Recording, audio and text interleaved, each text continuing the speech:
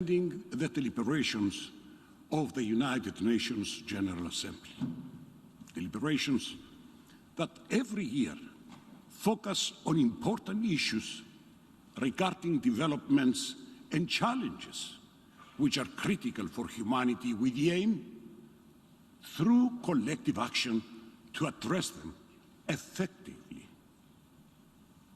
Taking stock of our declarations and decisions over time, I must confess that I feel, like many of you, a deep sense of disappointment. A sense of disappointment because I witness a widening gap between words and deeds, between the auspicious declarations and commitments which are made and the results of the measures that we promise to deliver. In all honesty, how many times have we spoken about the need to address regional disputes, invoking the UN Charter, as well as the decisions and resolutions of the General Assembly or the Security Council? To what extent the weakness or the insufficient implementation of our decisions perpetuates conflicts and encourages violations, excuse me, something which in turn proliferates humanitarian crisis? How often have we spoken about the dire need to tackle major global challenges such as poverty, hunger, child mortality, social economic exclusion, lack of adequate health care, shortage of educational opportunities? How compliant are we in the implementation of what we have agreed with regard to the Sustainable Development Goals and the Paris Agreement on climate change? I could expand into numerous other problems, the resolution of which could have been possible had the United Nations implemented its relevant decisions. That is why our collective and shared failure to decisively tackle the challenges I refer to has let down and disappointed many people across the world whose fundamental human rights and dignity are not adequately protected. At the same time, it has also led to the rise of worrying developments, such as religious fundamentalism, violent extremism, sectarianism, destruction of cultural heritage, civil war, and ethnic conflict. What is equally alarming is that the combination of the above has led to the forcible displacement of millions of peoples and created unprecedented waves of refugees and migratory flows, which exert huge economic and social pressures on all countries and regions affected. Unfortunately, and we have to be honest with ourselves, selfish interests hinder the founding principles of the United Nations, in which the humanity has vested its hope for a prosperous and peaceful future. In order to achieve this objective, there is only one answer: multilateralism, tangible solidarity, and stronger partnership based on positive agenda. It is for this reason that we lend our unwavering support to the reform and revitalization priorities of the Secretary General, which aim to reinforce the effectiveness of the organization and further advance peacekeeping and peace-building, humanitarian assistance, and long-term development growth. Distinguished friends, what I have just referred to is by no means meant to belittle the numerous achievements of the work of the United Nations. My remarks and observations aim to emphasize the need to transform via reforms an organization that will give real hope to those in need of international protection, to the quest for collective security, peace and development. In other words, to turn the United Nations in a much more effective organization. Distinguished friends, my strong and honest words are not unintentional. I stand here before you representing a country which regrettably still endures the consequences of the blatant violation of the fundamental principles of the United Nations as a result of the 1974 illegal military invasion of Turkey and the ongoing occupation. Ever since, both the United Nations General Assembly and the Security Council have issued numerous decisions and resolutions calling on Turkey to end the illegal occupation and withdraw its occupying troops, establishing at the same time the basis for reaching a comprehensive solution to the Cyprus problem. Decisions and resolutions which in the absence of resolve and the necessary means for the implementation thereof have led to the audacity of the invader who tries to be portrayed as a victim instead of the perpetrator it actually is. Distinguished friends, it is not my intention to engage on a blame game, but I cannot leave unnoticed the absurdity of the Turkish rhetoric, which lies in their claim that the efforts for a compromise have been exhausted and the focus should now be on reaching a settlement based on the so-called realities on the ground. Let me remind you what the true realities on the ground are. Is it not a fact that 37% of the territory of the Republic of Cyprus, an EU member state, remains under Turkish military occupation with more than 40,000 troops still on the ground? Is it not a fact that after the Turkish invasion, 1/3 of the Greek Cypriots were forced to leave their ancestral homes? Is not a fact that while the Turkish Cypriots owned approximately 14% of the private-owned land, today they usurped 37% of the island? Is it not a fact that they looted churches, destroyed archaeological sites and thousands of years of cultural heritage? Is not a fact that they have killed thousands of people and embarked on all kinds of atrocities, and still today almost 1,000 persons are missing? Is not a fact that they have implanted hundreds of thousands of Turkish nationals to the occupied areas, thus sterling altering the demographic character of the island, turning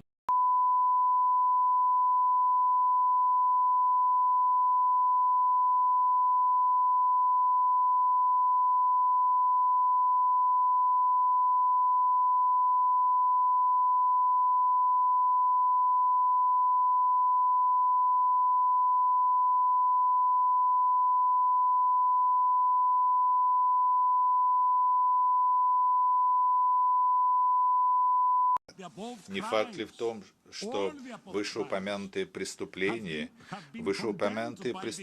все они были осуждены Европейским судом по правам человека и Советом Европы в многочисленных решениях, но Турция при этом не выполнила ни одного из этих решений?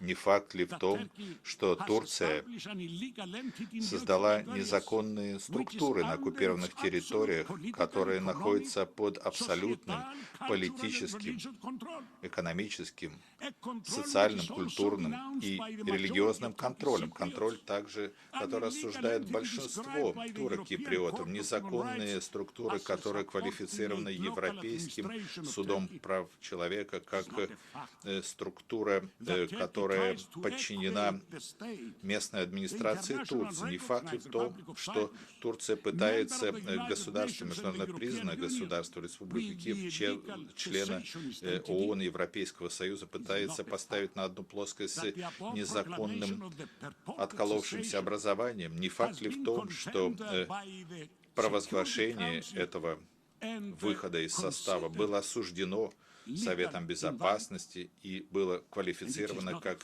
юридически недействительным? Не факт ли в том, что Совет Безопасности призвал изменить ситуацию, и все государства международного сообщества не должны никоим образом давать на то свое согласие и этому содействовать? Не факт ли в том, что недавно в присутствии президента Эрдогана на Кипре они попытались изменить статус города Фамагусты, который находится в ограждении, вопреки резолюциям Совета Безопасности и осуждению со стороны международного сообщества? Дамы и господа, в своем выступлении в Генеральной Ассамблее во вторник президент Турции господин Эрдоган говорил, и я цитирую: «Надеемся, что проблемы, касающиеся морской границы, делимитации морской границы, будут урегулированы в рамках международного права и добрососедских отношений». И, честно скажу, я задаюсь вопросом, какое международное право имел в виду господин Эрдоган? Не факт ли в том, что Турция отказывается ратифицировать и выполнять Конвенцию Организации Объединенных Наций по морскому праву 1982 года, которая кодифицирует соответствующее обычное международное право?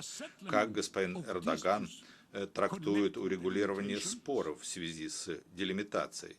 Имеет ли он в виду только лишь собственное произвольное толкование Турции международного права, которое сводит исключительную экономическую зону Кипра, сокращая ее на 44%, в ущерб и греков-киприотов, и турок-киприотов? Президент Эрдоган также говорил и о необходимости поддерживать добрососедские отношения. И тут снова я задаюсь вопросом, какая страна вторглась на Кипр и по-прежнему сегодня оккупирует Кипр? Какая страна вторглась в Сирию? Какая страна нарушает суверенитет Ирака? Какая страна вмешивается во внутренние дела Ливии? Какая страна нарушает суверенные права Греции? И какая страна вмешалась в конфликт в Нагорном Карабахе? Ваше превосходительство, трактовка, которую дает турецкая сторона, согласно которой все усилия по нахождению компромисса ни к чему не привели, и поэтому мы должны искать решение за пределами Организации Объединенных Наций, еще раз подтверждает аргумент о том, что конечная цель Турции состоит не в том, чтобы решить проблему Кипра, а превратить Кипр в свой протекторат. Я поясню. В своем докладе от 28 сентября 2017 года относительно итогов конференции по Кипру в Кран-Монтане в 27-м пункте генеральный секретарь ООН справедливо дал оценку, а именно, что все внутренние элементы, в том числе в его рамках из 6 тезисов, практически уже урегулированы или близки к этому. Цель генерального секретаря выполнения стратегической договоренности была близка, но успеха добиться не удалось из-за неуступчивой позиции Турции, которая настаивала на том, чтобы сохранить устаревший договор о гарантиях, право на вмешательство и постоянное присутствие войск.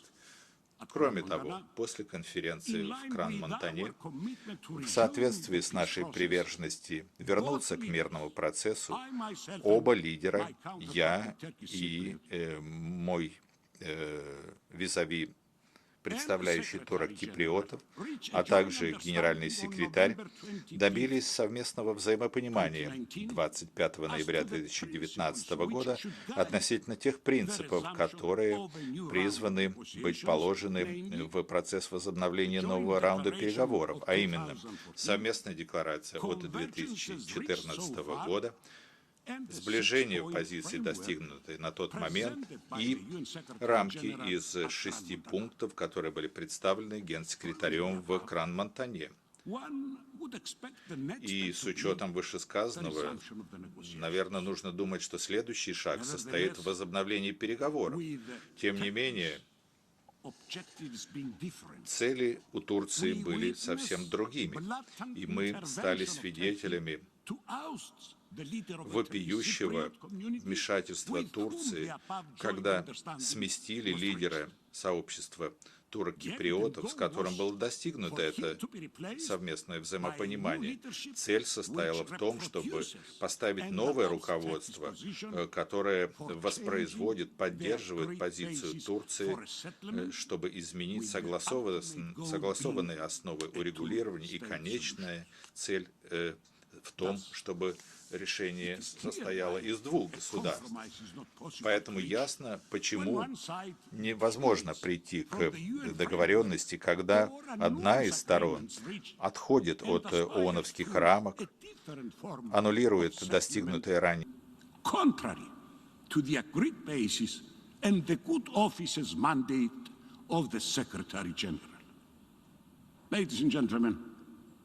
Part of the Turkish agenda is also the creation of a new fait accompli on the ground in Famagusta, in full contravention and violation of the relevant UN Security Council resolutions, and in particular 550 and 789. All such actions are clearly intended to destroy the prospects of a settlement based on the agreed UN framework. Dear friends, a compromise becomes even more difficult to reach when new ideas put forward by our side, as asked by the Secretary General, and in an effort to move the process forward, are blatantly rejected. I have proposed the decentralization of the exercise of power, which we deem as the appropriate balance between the enhancement of the constituent state's essential role and the unhindered functioning of the state, including at international level. I have also flagged our willingness to consider the option of a parliamentary system with ceremonial head of state and rotating prime minister. And more recently, I have even extended an invitation to the Turkish Cypriots to rejoin the state institutions established by the 1960 of the Republic of Cyprus, thus fully implementing mutatis mutandis its relevant provisions. It's going without saying that such an invitation is not meant to be an alternative to the agreed basis of the settlement.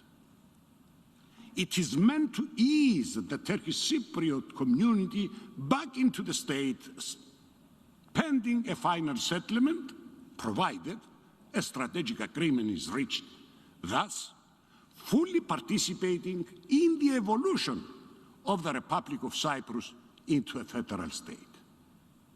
This proposal should also be assessed in conjunction with the package of game-changing, win-win, confidence-building measures I proposed last December and unfortunately rejected by the Turkish side. Confidence-building measures which are on the table even now. Ladies and gentlemen, what I would like is to assure you that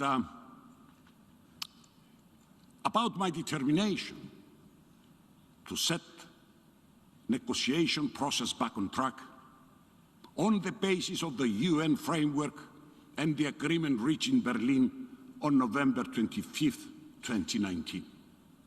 For us, there is only one plan: to reach a settlement on the basis of a bizonal, bicommunal federation with political equality, as set out in relevant UN Security Council resolutions and in line with the principles on which the EU is founded. A settlement that will lead to a functional and viable state without the obsolete system of guarantees, the right of intervention, the presence of Turkish troops, or any kind of foreign dependencies. A settlement that will equally benefit all Cypriots, Greek Cypriots and Turkish Cypriots, fully respecting their human rights and contributing to the peace and stability of the region. My extensive reference to the Cyprus problem, dear friends, aims at highlighting the need to address the realities and issues before us on the basis of values and principles of international law, and not on the basis of the law arbitrarily interpreted by powerful. Excellencies, the chosen theme of this year's General Assembly, building resilience through hope, to recover from COVID-19, rebuild sustainability, respond to the needs of the planet, respect the rights of people, and revitalize the United Nations is, of course, very timely and relevant to the momentous challenges that we need to tackle. As our actions are interconnected and have an impact on one another, we, all the nations of the world, made a collective pledge to the implementation of the Sustainable Development Goals so as to address universal challenges on which I have already alluded to for the benefit of humankind. At the same time, we must also all realize that we are at a defining moment, or defending moment, I don't know, it's the same, I think, as regards climate change. Taking into account the alarming projections concerning the impact of climate change on our immediate region, namely the Eastern Mediterranean and the greater Middle East, Cyprus has undertaken a coordinating role for developing a regional action plan consisting of two distinct components: a scientific and subsequently an intergovernmental one. Ladies and gentlemen, it would be amiss if I don't refer to the recent developments in Afghanistan. We share a collective responsibility to uphold international humanitarian law, particularly as regards the protection of women and minorities. We also need to ensure that Afghanistan does not become a safe haven for terrorism and extremism, or a breeding ground for organized crime, weapons, and drug trafficking, and renewed waves of migration. Another region, ladies and gentlemen, which is also considered synonymous with discord and strife, is the Middle East and North Africa. In this regard, Cyprus, as a strong proponent of the ideal that the Eastern Mediterranean and the greater Middle East can become an area of stability, peace, and cooperation, strives to actively promote an enhanced network of regional cooperation. Distinguished friends, in concluding, please allow me to stress that in a fragmented and multipolar world, we have more than ever a moral, ethical, and political duty to promote the essence of human civilization, unite our strength to maintain international peace and security, and establish conditions that can bring prosperity and welfare to all. Thank you very much for your patience. Thank you.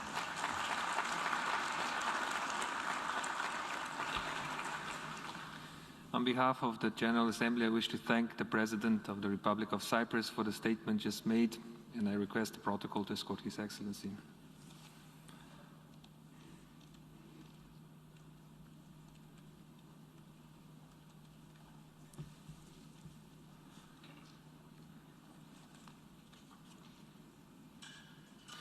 The Assembly will hear an address by His Excellency Muhammadu Buhari, President of the Federal Republic of Nigeria. I request protocol to escort His Excellency.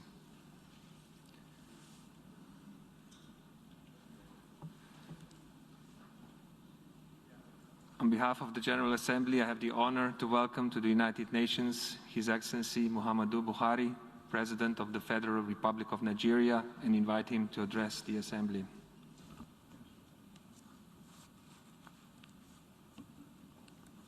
Mr. President, Heads of State and Government, Mr. Secretary General, distinguished delegates, ladies and gentlemen.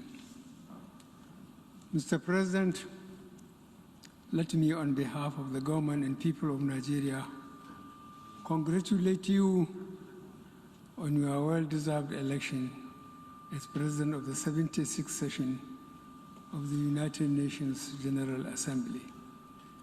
I would like to assure you of the full support and cooperation of the Nigerian delegation throughout your tenure. I would like to commend your predecessor, His Excellency Mr. Volkan Bashir, for the many remarkable achievements recorded during his tenure despite the challenges posed by the COVID-19 pandemic. Permit me to congratulate the Secretary General Antonio Guterres on his re-election and commend his strong commitment to making the United Nations more alive to its responsibilities. I also want to express my gratitude to him for reappointing Ms. Amina Mohammed as the Deputy Secretary General to assist him in discharging his responsibilities.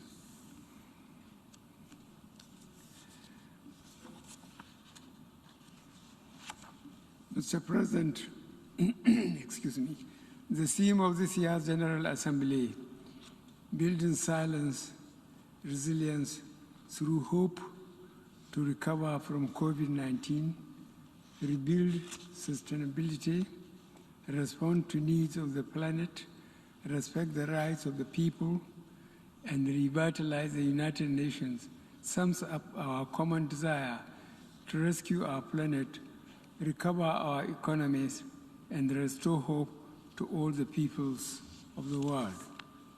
In this regard, my delegation will continue to support the United Nations as the indispensable forum for international cooperation and the cornerstone of the multilateral system rooted in respect for international law, including international human rights law, and predicated on a rules-based order. Mr. President, I want to thank the international community for the concerted response to COVID-19. The solidarity and the drive to contain the first truly global health emergency of our time is a pointer to the many things we can achieve if we work together. On our part, Nigeria has made strenuous efforts to contain the virus and hold its deadly onslaught on our people. Our efforts have been rewarded with moderate success. At the outset, we recognize detection and contact tracing to be important tools in combating the virus.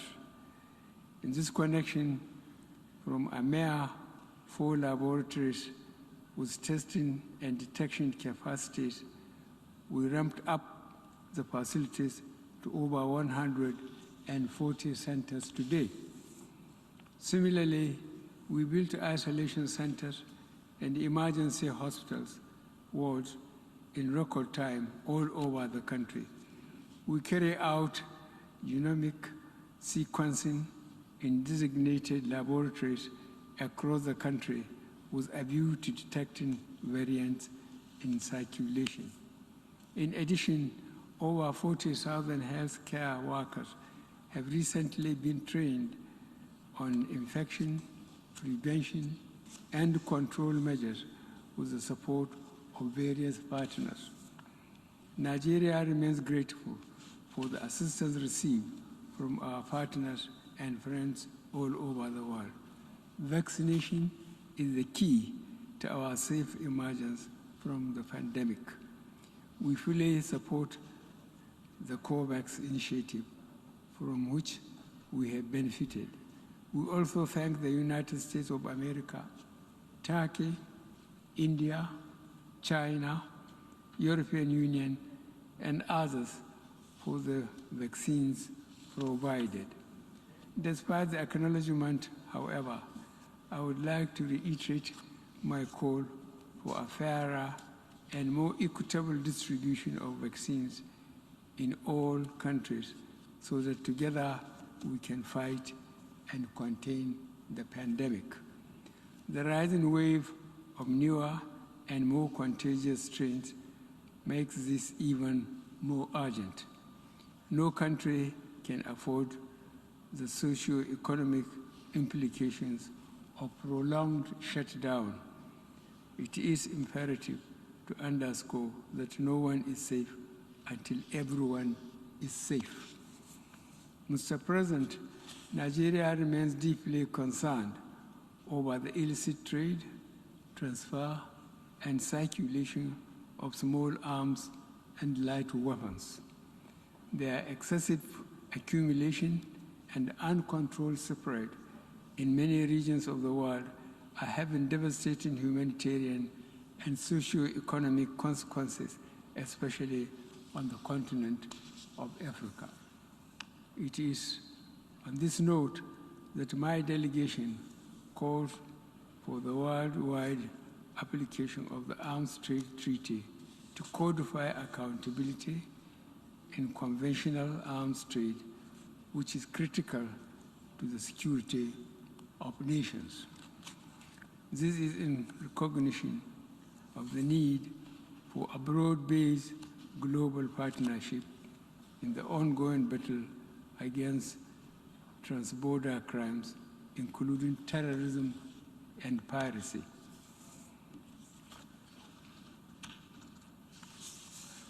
Mr. President, we must deal not only with the symptoms of conflict, but also the immediate causes that fuel conflicts in the first place. These include poor and undemocratic governance, human rights abuses, poverty, ignorance, injustice, and inequalities. There are no easy solutions to these conditions. They require long-term investments and more effective international cooperation. In this connection, my delegation underscores the importance of promoting peaceful, unfettered, and inclusive participation of states in global actions towards conflict prevention. This will facilitate the achievement of the 2030 Agenda for Sustainable Development and the African Union Agenda 2063. In West Africa especially, our democratic gains of the past decades are now being eroded. The recent trend of unconstitutional takeover of power, sometimes in reaction to unilateral changes of constitution by some leaders, must not be tolerated by the international community. Nigeria fully supports the efforts of ECOWAS to address this growing challenge and appreciates the support of both the African Union and the United Nations. In this regard, I would like to reiterate that as leaders of our individual member states, we need to adhere to constitutional provisions of our countries, particularly on term limits. This is one area that generates crisis and political tension in our sub-region. Mr. President, Nigeria is fully committed to nuclear non-proliferation and has always supported the view that it should involve all states. Disarmament conventions deserve the support of all states, small, large, nuclear, or non-nuclear. Nuclear weapons remain the ultimate agents of mass destruction, and their total elimination should be the final objective of all disarmament processes within the broad spectrum of goals being pursued by the United Nations. In this regard, Nigeria would participate actively in forthcoming review conference of Nuclear Prohibition Treaty and also the first meeting of states parties to the landmark treaty on the provision of nuclear weapons, scheduled to take place within the first quarter of 2022. Nigeria regards these upcoming events as important steps towards realization of a world free of nuclear weapons. We are therefore supportive of any diplomatic efforts in this direction. We hope that the upcoming Nuclear Prohibition Treaty Review Conference would lead to a successful outcome that would facilitate the nuclearization of the world. We will do our part to ensure such an outcome. Mr. President, terrorism continues to dominate security discourse worldwide. In Nigeria, Boko Haram, terrorist group, though fragmented by internal strife and weakened by our defense forces, is still active and preying on soft targets. Nigeria will continue to work closely with United Nations counter-terrorism bodies and entities with a view to bringing this scourge to an end. Nigeria has spared no effort in addressing the challenges of terrorism posed by the activities of Boko Haram in northeast Nigeria, the Lake Chad region, as well as banditry in the northwest and north central. Mr. President, the impact of climate change is already with us in Nigeria, manifesting in various ways: conflict trigger, food insecurity, drying up of lakes, loss of livelihood, and youth migration, among others. The trend is the same in many other countries that are threatened by forest fires, rising seas, drought, and desertification. As leaders, we must create inclusive and gender-sensitive policies that address all issues connected to climate action for mitigation and resilience. This is why we are working on a transition to low-carbon economy consistent with achieving the Paris Climate Agreement on the Sustainable Development Goals. Mr. President, combating illicit financial flows and ensuring the recovery and return of illicitly acquired assets have the potential to provide resources in the immediate term for financing development in the area of COVID-19 pandemic and beyond. It drives national governments of resources needed to provide adequate and meaningful sources of livelihood for their citizens. The latter gives rise to more irregular migration patterns and unwholesome consequences for interstate and human relations. Mr. President, the issue of debt, we have seen that developing countries have been faced with unsustainable debt burdens even before the pandemic. The COVID-19 pandemic has increased the risk of a new wave of deepening debt where vital public financial resources are allocated to external debt servicing and payments at the expense of domestic health and financing for critical development needs.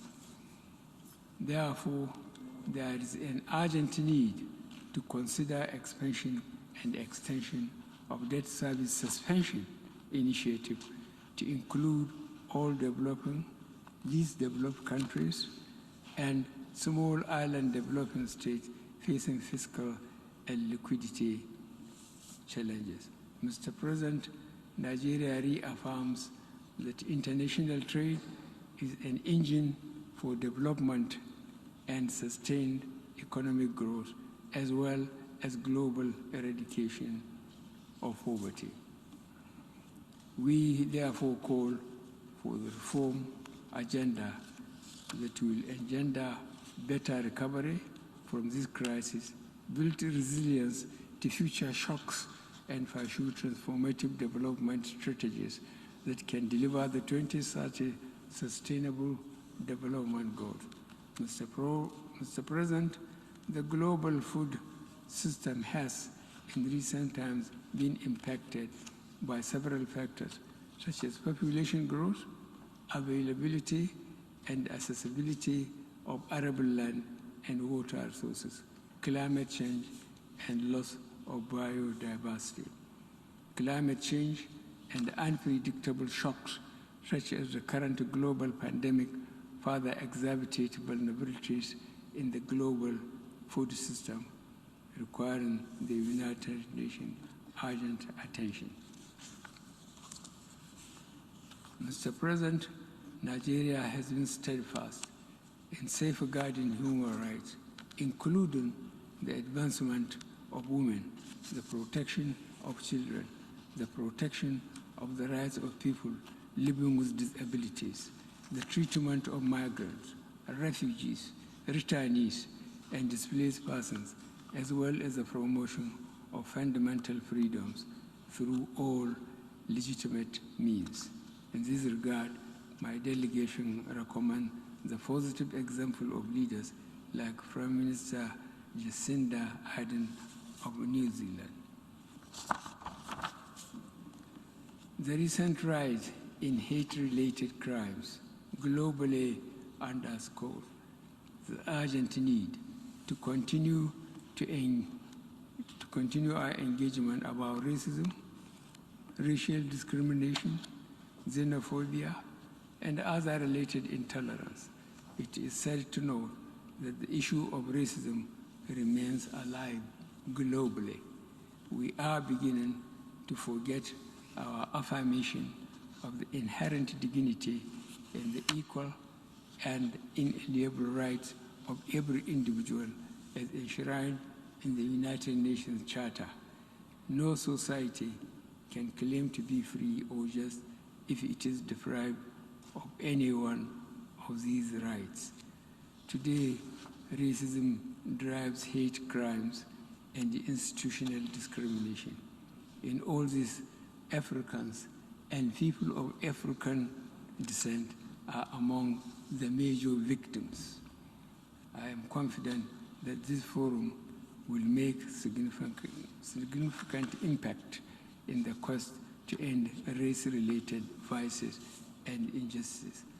Mr. President, no reform of the United Nations system is more urgent than that of Security Council.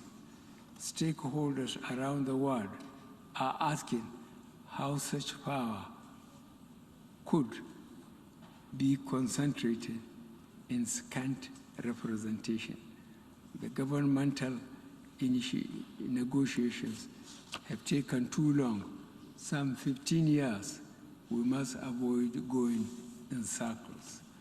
Consensus has been achieved in some of the elements of this reform, especially that of the representation of Africa on the basis of the El-Zuwaini Consensus and the Sartre Declaration. It is unreasonable to expect unanimity in this matter. Mr. President, our organization is at the peak of the multilateral system. It is also the preeminent body for solving our current and emerging challenges and for developing norms that are protective of us all. In the current moment, hope for this is dependent on how we assist each other to get COVID-19 out of all countries, regardless of their classification. We can do and we must do. In this regard, let me close my statement by paying special tribute to a great and humane internationalist and an exemplary practitioner of multilateral cooperation. I am speaking of Chancellor Angela Merkel of the Federal Republic of Germany. As she exits the stage, we wish her well. Thank you.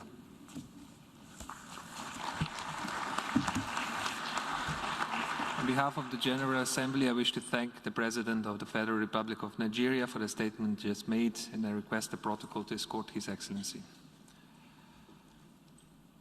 I now give the floor to the distinguished representative of Lebanon to introduce an address by the Head of State. Thank you.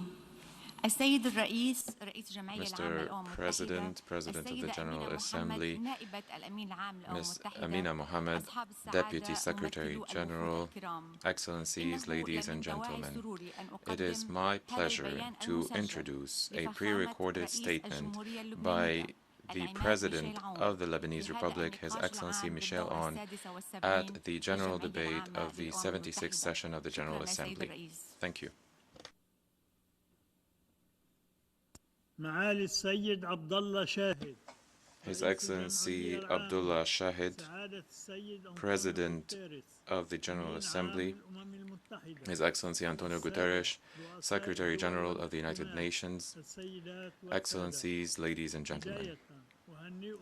Let me begin by congratulating you, Mr. President, on assuming the presidency of the 76th session of the UN General Assembly, and wish you the best in your role, which you assume as the world seeks to recover from the impact of the COVID-19 pandemic. It would have been my pleasure to congratulate you in person had it not been for the global health situation which made it necessary for me to join you today through a pre-recorded video. I would also like to thank His Excellency Volkan Bozkir for his able leadership of last year's session.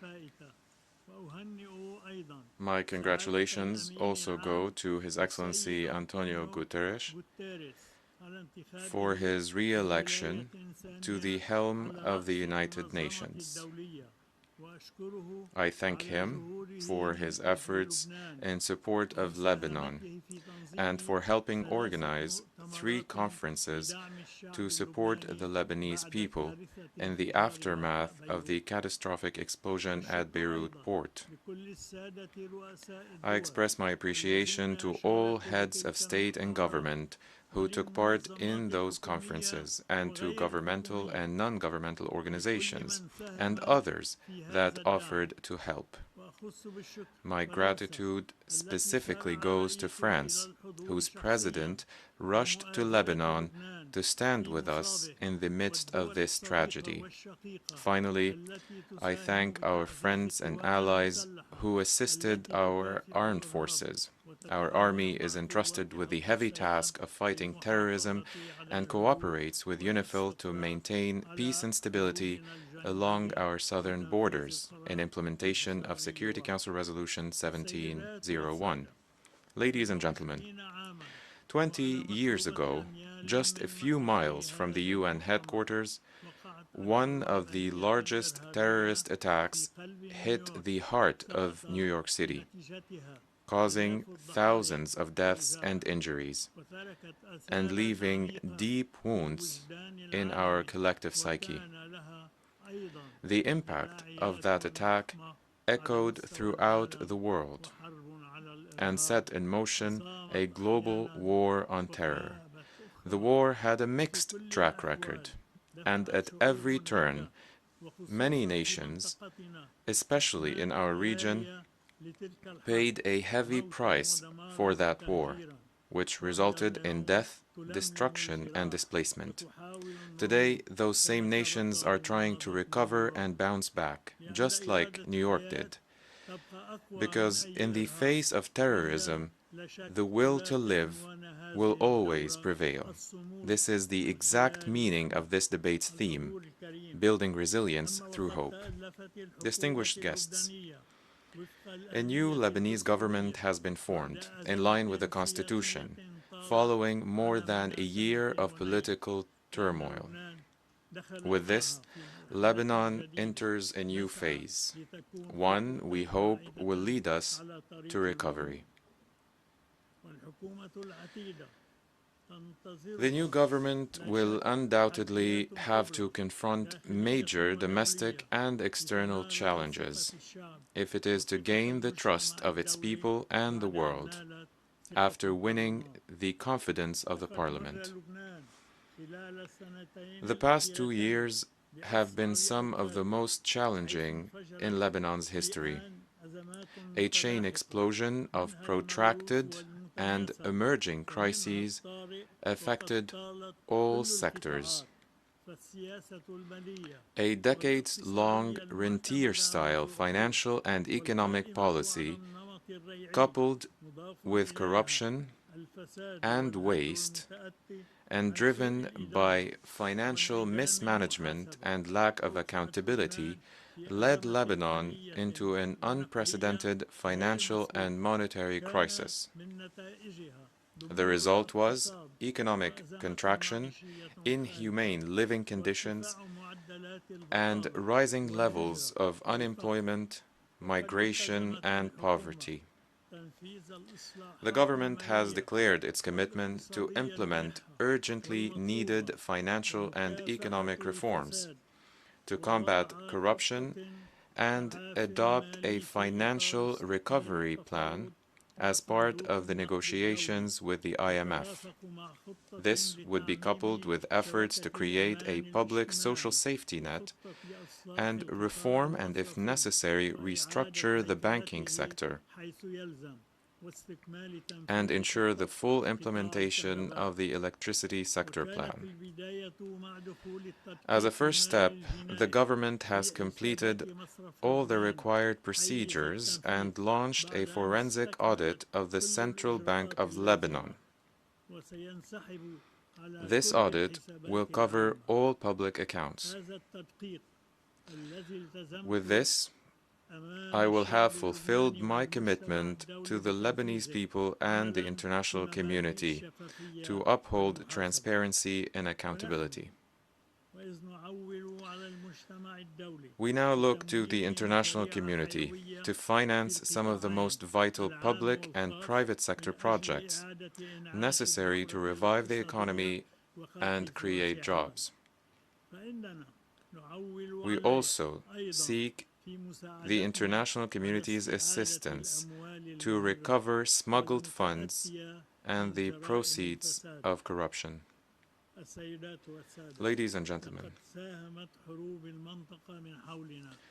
our problems have been further compounded by wars in the region, especially the war in Syria, which has had a spillover effect on Lebanon. The blockade on Syria isolated Lebanon, and the conflict there fueled terrorism in our country. Large waves of Syrians have swept Lebanon, with numbers exceeding 1.5 million people to date.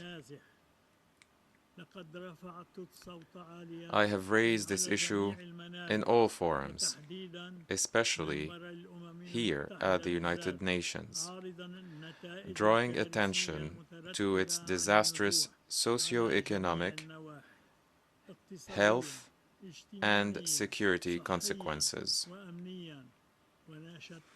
I have repeatedly urged the international community to help us ensure a safe return for Syrians, but my appeals fell on deaf ears.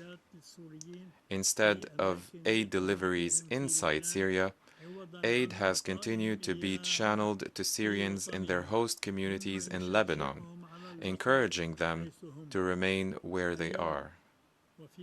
Today, as Lebanon is fighting for its survival, I repeat my appeal. The international community must help Lebanon manage this crushing displacement crisis. But it must first and foremost ensure the safe return of displaced Syrians to their country. We have put forward a comprehensive repatriation plan, and we reject all proposals of integrating Syrians in Lebanon. We are equally opposed to any attempts at settling Palestinian refugees in Lebanon. This is consistent with all international resolutions on the Palestinian question, which set out the parameters of the solution, including the right to return. We remain gravely concerned at Israel's repeated threats against Lebanon, and more recently, Israel's plans to carry out oil and gas exploration activities along the contested maritime border. We condemn any and all attempts to violate the limits of our exclusive economic zone, and we maintain our right to the oil and gas found within that zone. In fact, the bidding process for offshore drilling started months ago, but later stopped due to pressure from well-known sources. Lebanon demands the resumption of indirect negotiations on the demarcation of the southern maritime borders, in line with international law.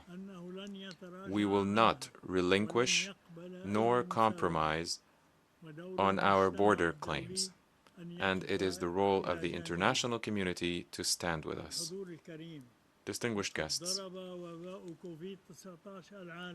The COVID-19 pandemic wreaked havoc on our world, ravaging the economy and the health and education sectors. The impact of the pandemic was particularly felt in Lebanon, where COVID-19 exacerbated an already dire situation. Health officials in Lebanon and relevant authorities responded professionally and proactively, managing to keep the numbers of cases under control.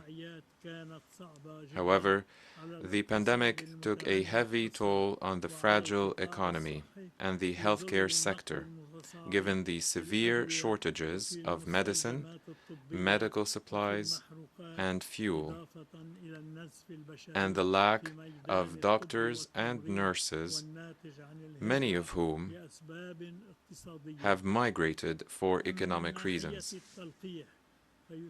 On vaccines, Lebanon has been one of the first countries to roll out a vaccination campaign,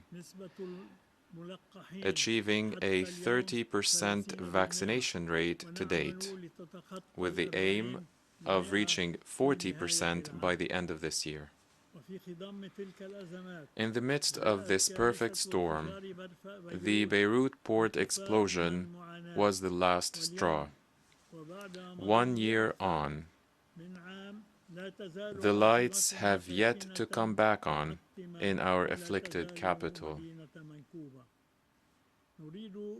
Our only wish is for Beirut's heart to beat again, and for the port to be what it once was, a hub for trade.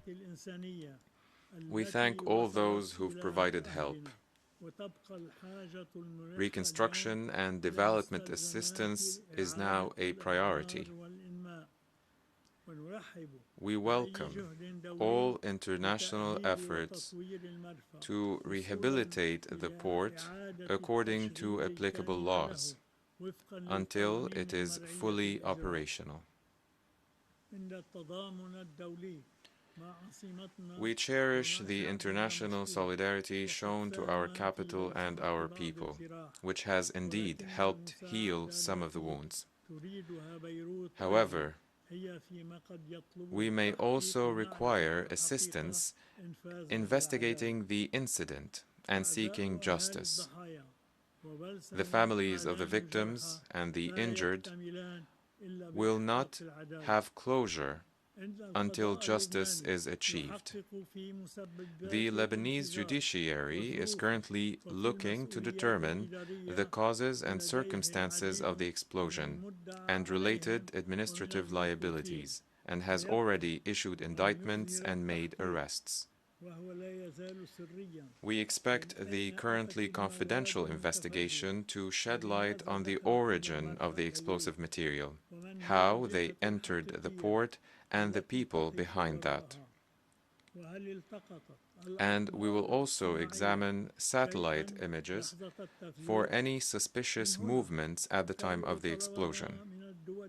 We request once again those countries that have relevant information to share them with the investigation as required. Ladies and gentlemen, the troubles of the past 2 years in Lebanon and the world have delayed the establishment of the Academy for Human Encounters and Dialogue, an initiative I announced at the United Nations in 2017, which was later endorsed by the General Assembly in 2019 in its Resolution 73/344. Recent events and escalating regional conflicts only reaffirm the importance of such an initiative and the importance of its goal of promoting human and cultural interaction. A large piece of land near Beirut has been designated as a future location for the Academy, and pre-construction surveys have already begun. I call on all our friends to join their fellow countries that have expressed their interest in signing the agreement establishing the Academy. Distinguished guests, the theme, Building Resilience Through Hope,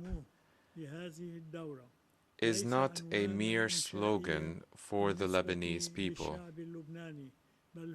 It is, in fact, a daily reality.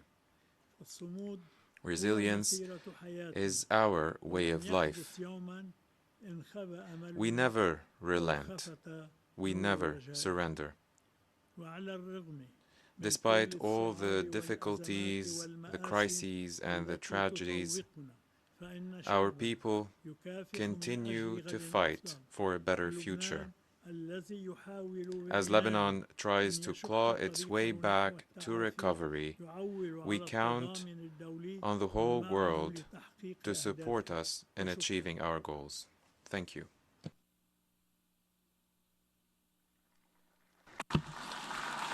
On behalf of the General Assembly, I wish to thank the President of the Lebanese Republic for the statement just made.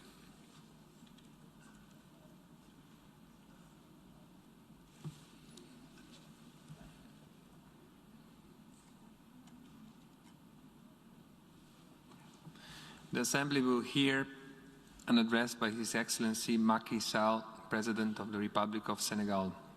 I request the protocol to escort His Excellency. On behalf of the General Assembly, I have the honor to welcome to the United Nations His Excellency Macky Sall, President of the Republic of Senegal, and invite him to address the Assembly. Mr.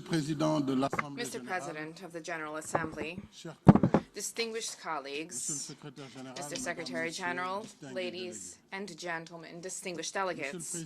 Mr. President, Senegal congratulates you, and we wish you every success during your presidency of the 76th session of the General Assembly. I wish to once again congratulate the Secretary General upon his re-election. We wish the Secretary General every success in the exercise of his mission for the benefit of member states. The theme of this session is a reminder of the magnitude and the urgency of the challenges which we face to arrive at a better and safer world. This is most urgent in the Sahel where terrorist groups continue to wage attacks and to engage in deadly lootings, targeting innocent people. As a troop contributor to MINUSMA with 1,350 troops, my country stands in solidarity with fraternal countries that are enduring tremendous difficulties. We continue to advocate for MINUSMA to be vested with a robust mandate to effectively combat terrorist groups. Moreover, there's a vital need for G5 Sahel member states to enjoy adequate support in their vital struggle against terrorism. Wherever it may take root, terrorism remains a global threat, and the United Nations system of collective security needs to fight off this threat. We cannot allow Africa to become the safe haven for international terrorism. In the Middle East, Senegal reiterates its call for the enjoyment of the Palestinian people's right to a viable state coexisting in peace with the State of Israel, each within secure and internationally recognized borders. There is also an urgent need to combat the devastating economic, health-related, and social fallout from the COVID-19 pandemic. Senegal has engaged in transparent management of the pandemic as soon as it emerged in March 2020. We have been publishing a daily report about this. Moreover, we have deployed an economic and social resilience program to the tune of $2 billion to support households, businesses, workers, and our diaspora. We have significantly expanded the medical resources available to individuals. We have provided free tests and care, and we have gained access to vaccines. I wish to thank partner countries and institutions for their support in our fight against the pandemic. I applaud the generous and concerted surge of support through the COVAX initiative. The significant efforts notwithstanding, there's a divide between vaccinated countries in the north and non-vaccinated countries in the south. This divide continues to widen, and this only sets back efforts to eradicate the pandemic and to achieve a return to normal life for us. The each man for himself mentality will not end the pandemic. Nobody will be shielded if the virus and its variants continue to circulate anywhere. Only a global response facilitating access for all to vaccines will lead to an end to this global scourge. In this spirit, I wish to thank partner countries and institutions who have been supporting the vaccine production project of the Dakar Pasteur Institute. This is a major initiative servicing Africa. Senegal will contribute to the financing of this project through part of our special drawing rights. At the same time, it is incumbent upon us to persevere in our efforts to achieve economic recovery. This is the thrust of the New Deal for Africa, which was an outcome of the 18th of May summit in Paris on financing for African economies.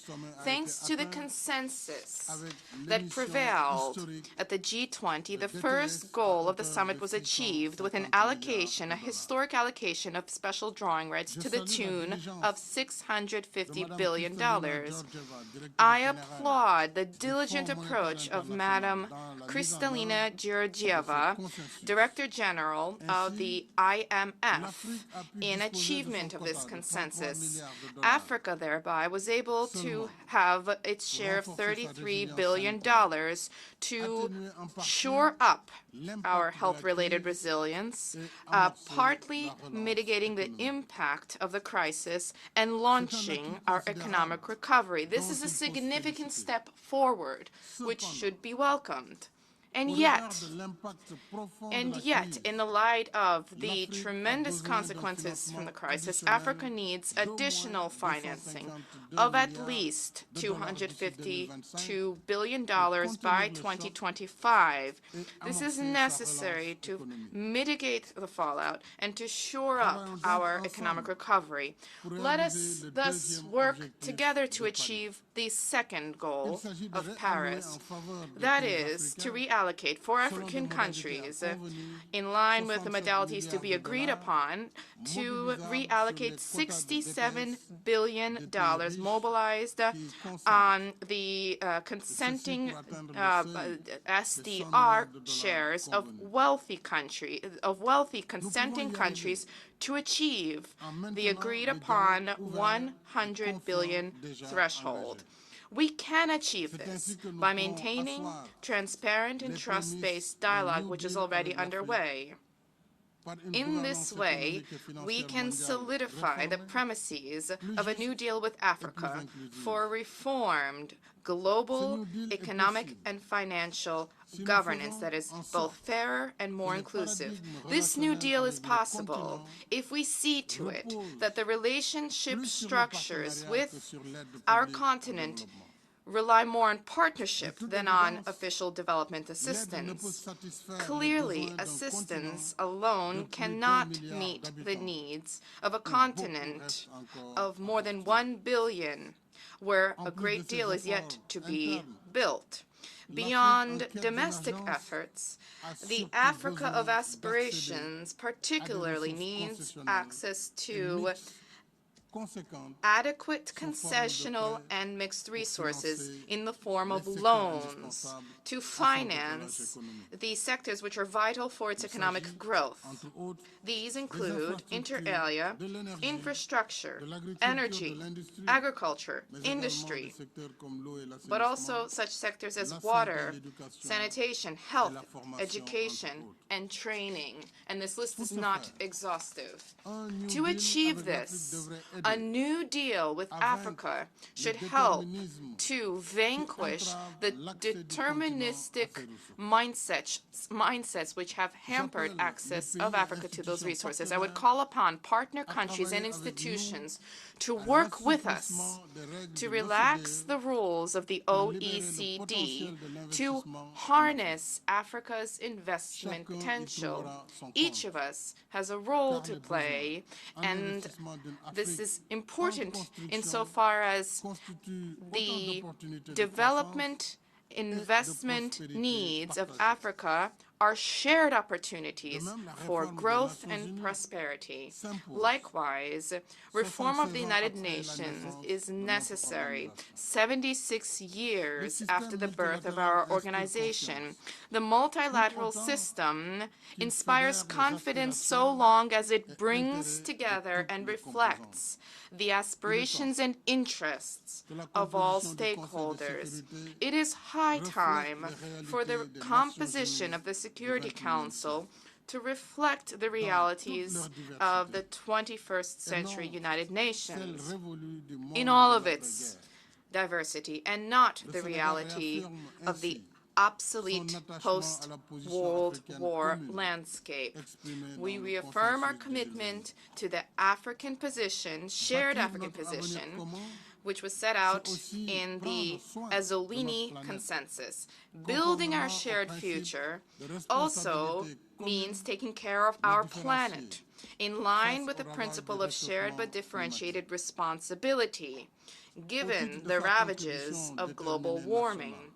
Under our nationally determined contribution, we will pursue our efforts towards energy transition, pursuing the goal of more than 30% of installed power capacities being renewable energy. This will be shored up with the solar electrification project underway for 1,000 villages, in line with the partnership for the Green Climate Fund and the West African Development Bank.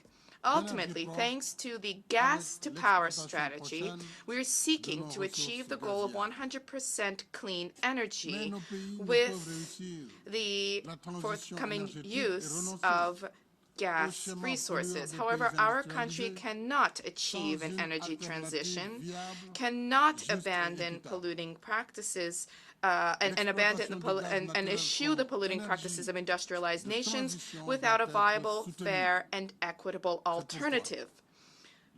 Natural gas use as a transition energy should be maintained. For this reason, we believe that an end to financing for the gas sector, under the pretext that gas is a fossil fuel, without accounting for the fact that it is also and especially clean energy, would represent a major obstacle in our efforts to achieve energy transition and in universal access to electricity, competitivity, and economic and social development.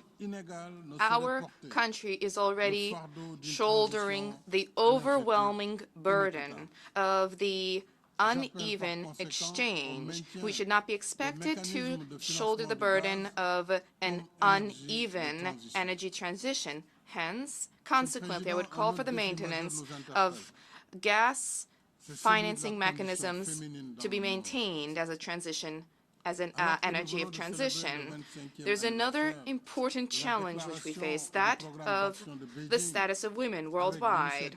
As we commemorate the 25th anniversary of the Beijing Declaration and Program of Action with the Generation Equality Initiative, we know that there is progress that is yet to be achieved. However, we appreciate particularly the long road between us and the goal of eliminating all forms of inequality, discrimination, and violence against women and girls. It is not acceptable for women and girls who represent half of humanity to continue to endure such treatment in the 21st century. Senegal, thereby, in January 2020, criminalized acts of rape and pedophilia. Let us continue the overarching mobilization for women's protection and empowerment, but also for young people, including through the promotion of inclusive financing and through resource allocation under the Global Financing Facility campaign, which was initiated by the World Bank. Mr. President, dear friends, these are, without a doubt, difficult and uncertain times. However, let us cherish the hope, let us maintain hope, as suggested in the theme for this session. To achieve this, we need to act. And we need to bear in mind that the United Nations was built on the promise of a better world, governed by the principles of sovereignty, of cooperation, of diversity. It is faith in these ideals which has brought representatives of people to this hall for the past 76 years. Consequently, every blow to sovereignty, every blow to cooperation and to diversity represents a blow to our shared ideals, a blow to our reason for being here. A world weary of the blight of war, of isolationism, environmental destruction, and material servitude is headed for a fall. The promise of a better world for all can bloom in the soil of dialogue and mutual respect.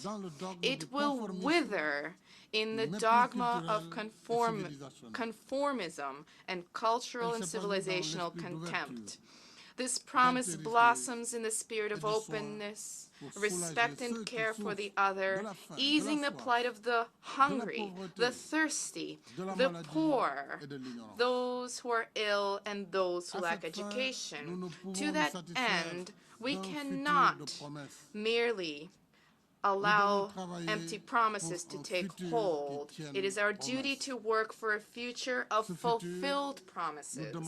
This future requires that we lay down our weapons, that we stand in stronger solidarity, that we protect our environment, that we cultivate our shared values, that we accept and respect our differences by abandoning civilizational dicta.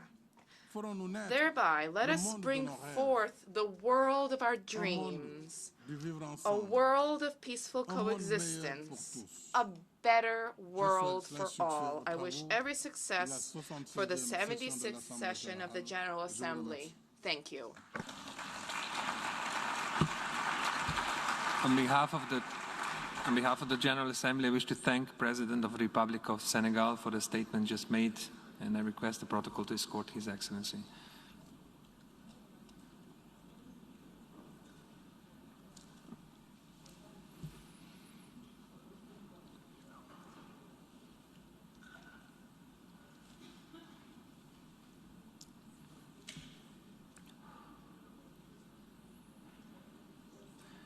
The Assembly will hear an address by His Excellency Frank-Walter Steinmeier, President of the Federal Republic of Germany. I request the protocol to escort His Excellency.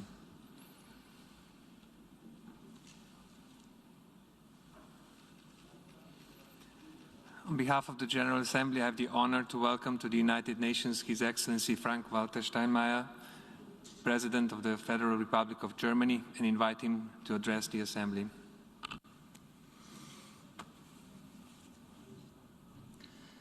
Mr. President, distinguished colleagues, Excellencies, delegates of the United Nations General Assembly, as we meet at this venerable forum, the final election rallies are being held in Germany, a long election campaign. The day after tomorrow, 60 million Germans are called upon to elect a new parliament. They will decide on new coalitions and the successor of a federal chancellor who has governed Germany for 16 years. Distinguished colleagues, at this time of political transition in my country, I would like to assure you that also after this election, Germany remains a country that is aware of its international responsibility and shoulders it. And there are two compelling reasons for that. Firstly, we Germans do not forget that the political and economic rebirth after 2 world wars and our journey to re-enter the international community after all the horrors for which my country had been responsible, and finally our peaceful reunification, this Germany's path of fortune was only possible with the support of our neighbors and partners. Secondly, we are convinced and remain convinced that the path to a more peaceful future, the resolution of the major issues facing humanity, will require much, much more cooperation from the international community. The preamble of Germany's basic law formulates our aspiration in brief but precise terms to promote world peace as an equal partner in a united Europe. This aspiration, this obligation, ladies and gentlemen, is one shared by every German government. And this is why it was important to me to come to New York today as federal president and convey this Germany's message to the international community. Our partners can rely on us, and our competitors will need to keep reckoning with us. To my mind, our foreign policy responsibility, Mr. President, starts with a frank and undistorted look at the world. And the speakers at this General Assembly over the last 2 days have been unusually open in their endeavors here. And indeed, the global situation today is in any respect sobering. The fall of Kabul marks a turning point. We have achieved our goal of defeating those who brought horrendous terror on this city 20 years ago. But despite immense endeavor and investment, we were not able in 20 years to establish a self-sustaining political order in Afghanistan. My country also shares responsibility, and we have an ongoing responsibility, particularly towards the many Afghans who had hoped for a more peaceful, free and democratic future. Yet I believe we need to ask ourselves, what conclusions do we draw from this failure? What lessons can we learn, and what tasks do we feel able to perform, having had to acknowledge that we wanted too much? I am convinced that resignation would be the wrong lesson to draw.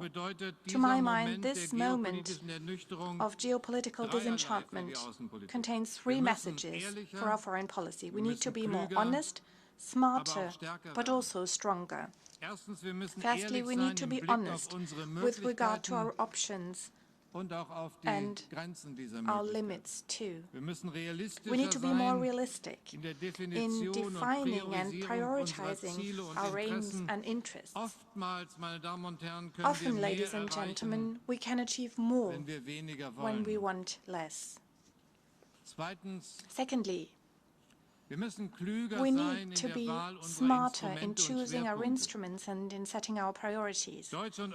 German and European foreign policy must not restrict itself to being right and condemning others.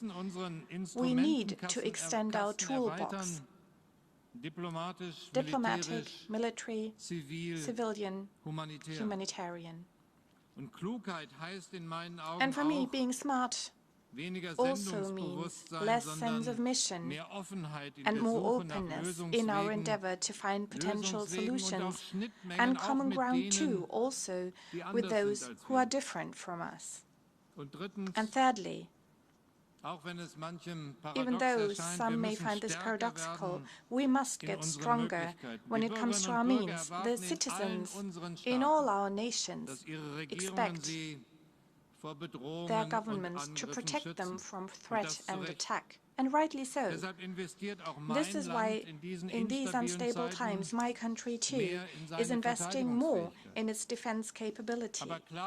But one thing is clear as well: future generations will not judge us on our military strength today, but on whether we were able to resolve problems and conflicts. Military strength without the will to forge understanding, without the courage to engage in diplomacy, does not make the world a more peaceful place. This is why we need strength at the negotiating table, just as we need strength in defense. And also, therefore, Germany shouldered responsibility over the last 2 years in the United Nations Security Council, and we would like to do so again in the years 2027-28. Excellencies, honored delegates, yes, we failed on many things in Afghanistan, but our failure should not be cause for Schadenfreude for others. And I'm deliberately using this German word that has made its way into many languages: Schadenfreude, a mindset in which loss to one is gain to another. Such a mindset fails to do justice to the reality of our interconnected world. Regional instability, weakening state structures, refugee and migrant flows, religious extremism and terror, new forms of conflict, hybrid, digital, environmental and resource-based conflicts. Such developments threaten us all, and we all must have to deal with them, small and large alike. The major powers, the US, China and Russia, shoulder a particular responsibility, a responsibility also for smaller states, because the privileges the major powers enjoy in the United Nations system are only justified as long as they promote and uphold the international peaceful order in the interest of all, and do not ignore or undermine it in pursuit of their own interests. The United Nations are not a boxing ring devoid of values at the disposal of the world powers. And I also do know that the hand pointing the finger at others has other fingers pointing back at ourselves. Those warning now about an American withdrawal should not succumb to similar reflexes at home. We Europeans and we Germans have to do more for our own security, need to do more for peace and stability in our neighborhood and around the world. We need to continue our multilateral efforts in Libya, in eastern Ukraine, in the Middle East. And we are ready to renew the nuclear agreement, and we call upon Iran to return to serious negotiations as quickly as possible. Ladies and gentlemen, I know we are in agreement with our closest partner, France. We need a strong common foreign and security policy in Europe. Only a strong Europe can expect others to play their part too in building an international peaceful order. And only a strong strong Europe can do both at the same time, seek cooperation with China, where cooperation is in the interest of both sides and indeed necessary, and at the same time demand China respects human rights and international law and the legitimate interests of its neighbors. A strong, rules-based peaceful order also needs a strong transatlantic partnership. We know that the US is setting new and different priorities, and we know that as the world changes, alliances also need to adapt. But no short-term advantage is worth causing cracks to appear in our transatlantic unity. We need to be mindful of that together. The responsibility of major powers, including us Europeans, weighs all the heavier when we call to mind the big global challenges, the major issues facing humanity. Never before have we had such an existential experience of our interdependence, our reliance on one another, as we have over the almost 2 years of the COVID-19 pandemic. And yet, even though we know that this pandemic will only be over when it is over everywhere, when we take stock of global vaccine distribution, the picture is at best mixed. Too many people are still waiting for the life-saving vaccine. And this is why the distribution of vaccines must not be an instrument for countries to showcase themselves or grant tactical favors. The COVAX initiative under the auspices of the United Nations is the right way forward together, because it is our common way forward together. 1 in 3 COVAX vaccine doses is made available by Europe, and as the second largest donor worldwide, my country, with providing 2.5 billion euro, will make at least another 100 million doses available by the end of the year. And ladies and gentlemen, what holds true for the existential threat posed by the pandemic is just as true for climate change. Apocalyptic fires, scorching temperatures, tropical storms and hurricanes, failed harvests, drought and famine. They're happening now, they're happening here, and they pose a threat to people, families, livelihoods, everywhere, but especially to the most vulnerable, but also to the rich industrialized countries. Devastating floods in Western Germany this summer cost almost 200 of my compatriots their lives. And we also recall recent images from here, from New York City, of huge masses of water in streets, apartments and subways. And against this dramatic backdrop, regression to the national egoisms I warn against is more than just a step back to the past. It is robbing us of our shared future. And it is harming the very institutions and instruments we now need. We need strong joint decisions shortly in Glasgow. After all, when it comes to climate change, it is also true that the gap between our ambitious goals and our concrete policies remains much too wide. And it is our job, it is our common job to close this gap, and we need to do it now. Because we live in an era in which humankind can irreversibly destroy living conditions on our planet. It is up to us, to our generation, to leave the future open for our children and grandchildren. We have to leave a future open in which climate and environmental protection, economic prosperity, a self-determined life in freedom and social cohesion are all possible simultaneously. And this is, and I'm not using this lofty word lightly, this is our historic task. We must not fail. The future of humanity is at stake. Distinguished delegates and colleagues, I began my speech with democracy, the democratic transition unfolding in my country.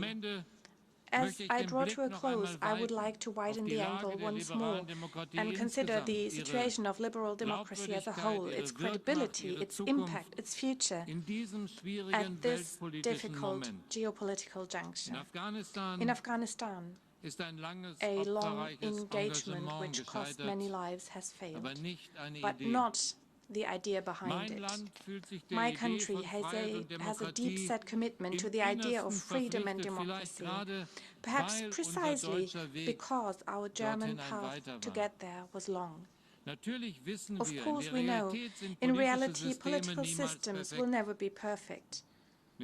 Not in Europe, not in America, not anywhere. Consequently, they can neither be exported nor, taking it further, imposed. I believe the task is a different one. It is not by missionary zeal we can render the best service to this tremendous idea, but by letting the strength of democracy shine through at home, by bringing democracy to bear in the daily lives of our citizens, and by resisting any authoritarian temptation. And only through that can we render the best service to this tremendous idea. President Biden spoke of the global power of democracy at the General Assembly, and I would like to underscore that democracy is not a force directed against anyone. It is not a Western instrument of political power. It is an open project, regardless of compass reading, geographical borders, regardless of skin color. It is the project for freedom, the project for human dignity that the states of the world have set as their yardstick in the Universal Declaration of Human Rights. And because this must remain our yardstick, for us Germans, even after the failure in Afghanistan, withdrawal from the world is not an option. While people are being robbed of their dignity, indifference is not an option. And this is why more realism in foreign policy does not mean less responsibility. It does not mean less ambition to make the world a better place. On the contrary, the inherent human yearning for freedom, dignity, and self-determination will never be extinguished anywhere. Doing justice to this human yearning instead of suppressing it, that is the real question defining our future in the 21st century. And this question will not be decided on any battlefield in our world. After all, the firepower of the most powerful army comes to an end. The long arm of the strongest state comes to an end. But the appeal of freedom and democracy in the hearts and minds of people lives on. And that is my firm belief. Thank you.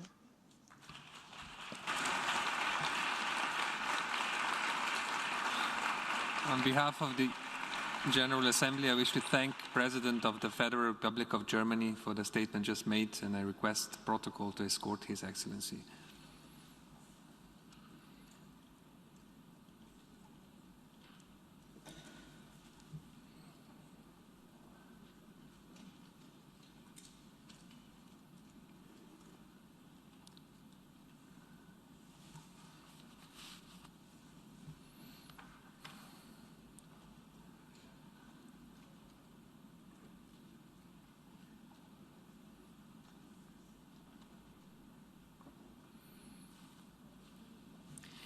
The Assembly will hear an address by His Excellency Borut Pahor, President of the Republic of Slovenia. I request protocol to escort His Excellency.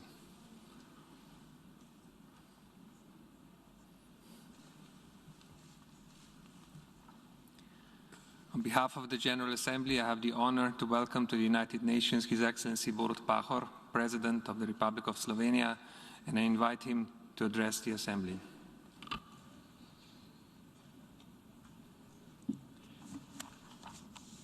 Mr. President, Mr. Secretary General, ladies and gentlemen, Almost all the challenges we face are global. The solutions for them can be found only in working together. We have a historic opportunity to steer change in a direction beneficial for all humanity.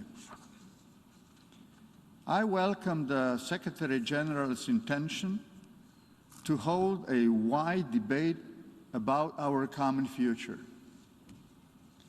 We have to engage in meaningful discussion and dialogue, even with those, and specifically with those we do not agree with.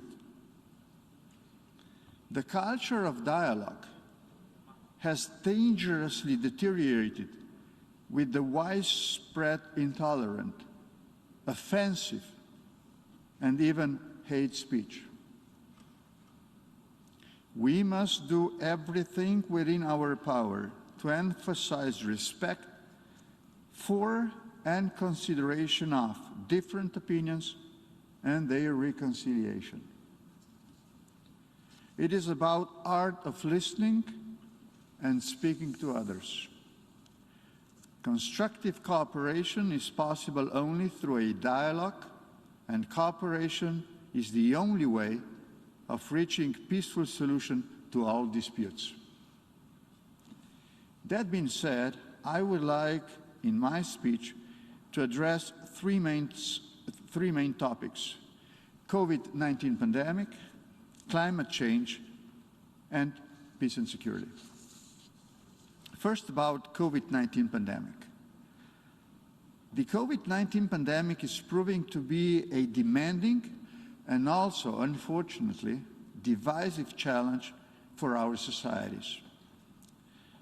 I express my deepest sympathies to all those who have suffered, and I pay respect to new heroes, among them medical and care workers, scientists, teachers, and the young generation who struggled with limited access to education.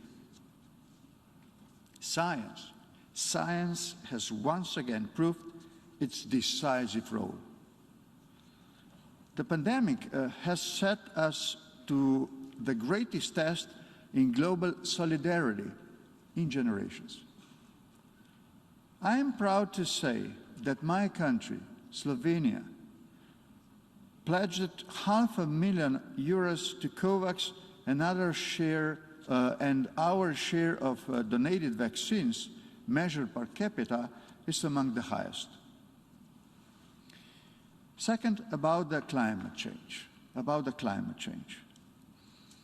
Friends and colleagues, ladies and gentlemen, the recent report of International Panel on Climate Change is alarming.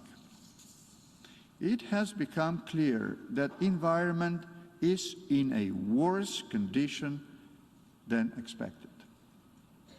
Let me assure you that in its capacity as the presidency of the European Union Council, in the run-up and during COP26, Slovenia is committed to the objective of climate natural European Union by 2050. We will do its utmost to contribute to the success of the COP26 conference in Glasgow. It is imperative we move on climate change mitigation, adaptation, and financing in order to meet the objectives of the Paris Agreement. The IPCC report is, in fact, a final urgent call for our immediate climate action. More than ever, we need to listen to scientists and experts. We can learn from them, and our decisions will be better. My permanent advisory committee on climate change, established 2 years ago, is an example of good practices. We regularly discuss a variety of aspects of climate changes and recommended to the government or the House measures to be adopted. The much-needed green transition should go hand in hand with digital transformation. We must commit to achieving climate neutrality through reforms and investments in the areas of energy efficiency, renewable energy, sustainable mobility, and circular business models. The effects of climate change greatly impact water, both through droughts and the floods we have witnessed this summer and by affecting its quality. Competition for scarce water resources will intensify. The imminent water crisis is a threat, but also as an opportunity to rethink water innovations, governance, and collaboration on all levels.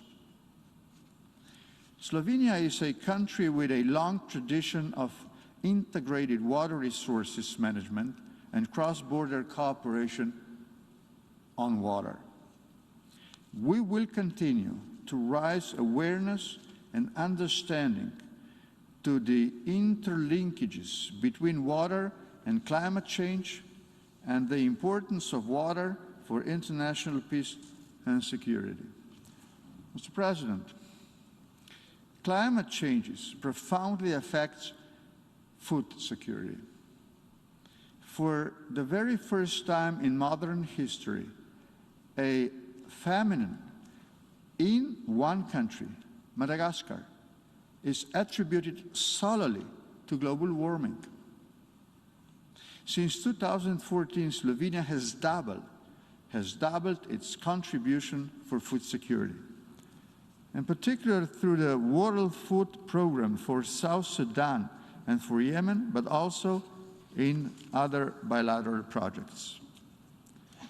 Slovenia is recently helping to ensure food and water security for children and other vulnerable groups in Madagascar through Akamasoa, founded by Father Pedro Opeka, an outstanding example of fighting poverty, who over the last 30 years has changed the lives of thousands and thousands of poor people who once lived on rubbish dumps.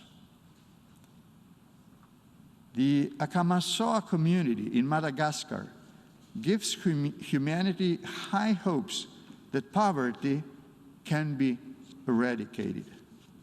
However, our efforts to fight famine need to go beyond humanitarian aid. We have to accelerate the transition to sustainable and resilient food system. That is why Slovenia welcomes the holding of the very first UN Summit on Food Systems. I see it as an opportunity to raise awareness of the importance of responsible investments in environmentally friendly agriculture and the prevention of food losses and waste. I believe the responsible use of new and emerging technologies can help us deal with modern technologies and challenges. New technologies offer numerous opportunities to mitigate climate change, support sustainable agriculture, introduce smarter mobility, offer better education, and improve the effective use of resources, to name just a few. That is why I was delighted to, together with the UNESCO Director General, Madame Ozolai, officially launch the International Research Center of Artificial Intelligence back in March in Ljubljana, the capital of Slovenia. The pandemic has only increased our dependence on the digital space, while at the same time revealed its vulnerabilities to the spread of already mentioned hate speech. It is important to keep in mind that fundamental freedoms apply both online and offline. And finally, about peace and security. The dependence on digital space has revealed it also our vulnerability to security threats and to cyber attacks. It has highlighted the extent of the damage caused by such attacks with regard to critical infrastructure, the economy, society, or even loss of lives. The nature of conflicts has expanded. To enable peace and security in all domains, we should collectively and more efficiently respond to different crises which exceeded the capacities of individual states to react. We should also more energetically promote reconciliation processes once peace and security are established. The interconnected and interdependent nature of peace and security, sustainable development, and human rights is more evident than ever. COVID-19 pandemic has worsened the situation of most vulnerable members of our societies, children, elderly, human rights defenders. In many societies, we face shrinking space for freedom of expression. The full realization of human rights for all have proven to be key to our resilience and must be an integral part of our recovery. The situation in Afghanistan has exposed the fragility of our human rights system. Let us never forget that women and children's rights, as well as rights of different minorities, are universal human rights. Slovenia thus welcomed the Secretary General's call for action on human rights and supports allocation a higher regular budget for the work of the UN Office of High Commissioner for Human Rights. And finally, Mr. President, following the atrocities of the Second World War, we have built an international system for the promotion of a dialogue and a peaceful settlement of all disputes. The system is codified by international law, and we must actively ensure respect for the principles of international law and the strengthening of international justice. This is about effective multilateralism, which Slovenia is passionately advocating for. This is the United Nations' finest achievement. Once again, let us work together. Thank you for your attention.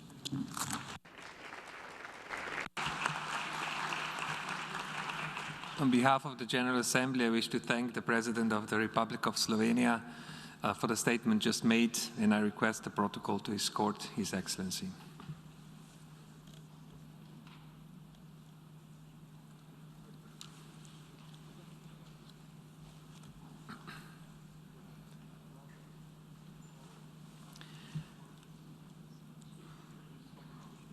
I now give the floor to the distinguished representative of Paraguay to introduce an address by the head of state.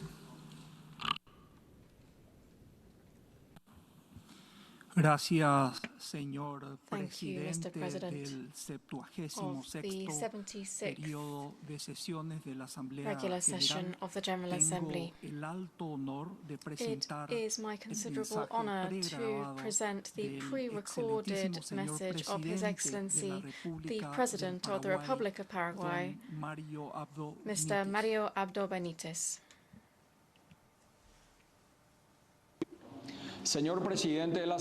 President of the General Assembly, United Nations Secretary General, ladies and gentlemen, we meet here to tackle the most distressing problems for each of our peoples. We are responsible for ensuring that each and every speech is more than mere words, to ensure that we can generate a space for deep-rooted and sincere reflection. COVID-19 continues to teach us all a lesson. It has shown us how solidarity and empathy are vital to tackle a pandemic such as this. We have seen how countries made laudably swift progress in vaccine manufacture. But the pandemic also brought to light some realities that we need to face up to. Vaccines. It has been so difficult for many countries such as ours to have to tell our peoples that despite having made arrangements and having paid for vaccines on time through the COVAX mechanism recommended by the World Health Organization to guarantee equitable distribution, vaccines didn't arrive on time. Paraguay and many other countries were made to wait in this way. Paraguay has always stood for multilateralism because we understand that common problems, the common problems that transcend our countries, need a joint response, as is the case of COVID-19. However, we cannot conceal our deep-felt disappointment at the response of the multilateral system to ensure an effective and timely vaccine distribution. This reality must be addressed in this forum, with a determination to assess what happened and to drive changes for the future. We cannot look the other way and overlook the fact that some attempted to use the vaccine as a tool, both political and ideological, at one of the most trying times in the recent history of humankind. I wish to underscore the cooperation of kindred and friendly countries, which selflessly extended a hand of solidarity to the Paraguayan people through the donation of vaccines, which allowed us to save lives and to forge ahead with our immunization program. Once again, I wish to express my gratitude to the governments of the United States, Qatar, India, Spain, Mexico, Chile, Colombia, the United Arab Emirates, and Uruguay for such a noble gesture. Our country will never forget it. Mr. President, the Paraguayan economy is to a large extent underpinned by the production of food for the rest of the world, and our situation as a landlocked developing country markedly and structurally influences our development. In the context of the post-pandemic recovery, this situation will once again be decisive, and it will be vital to facilitate the effective access for our products to markets in the most developed countries. For our part, to lessen the impact of this situation, we are making strides to transform our geographic location into an advantage. The ambitious Bioceanic Corridor project that we are working to advance will cross Paraguayan territory and will join the Atlantic Ocean with the Pacific. It stands as a clear example of how we plan to harness our geographic location and promote the physical integration of our region. Integration and sustainable development are major priorities of the foreign policy of the Republic of Paraguay. Decades ago, my country advocated an energy matrix based on clean and renewable energy, committing to care for the environment and convinced that energy is a crucial requirement to continue to forge ahead with development. Ladies and gentlemen, climate change is linked to the current water crisis affecting our region. The low water levels recorded in rivers are compromising the availability of water for human consumption and affecting navigability conditions. The situation is further seriously harming our foreign trade, which depends on waterway transport and threatens the efficiency of our sources of energy generation. Therefore, we underscore the importance of honoring the international commitments made within the Paris Agreement, and particularly those referring to climate financing, and that to support the mitigation and adaptation efforts of developing countries, particularly those of us who are most vulnerable to global warming. Mr. President, terrorism, drugs trafficking, and transnational organized crime are real threats for the international community. Thus, Paraguay is committed to directly financing their funding and, in particular, money laundering. To that end, we have taken steps such as updating our legal frameworks in order to build our institutional response capacities and to bolster international cooperation to effectively address this scourge. One of the greatest atrocities of organized crime is the use of children in their activities. Paraguay once again condemns this despicable practice, which we have already suffered from. We further condemn the use of inhumane acts such as kidnapping and extortion. Our government will not let up in the firm and decisive battle against criminal groups in accordance with the law. We will spare no efforts to ensure the return of Paraguayan nationals kidnapped by these groups. Our country defends life, families, and human rights. Mr. President, as a founding member, Paraguay reaffirms its support to the United Nations, and we reaffirm the organization's importance as a forum for convening most countries around the world.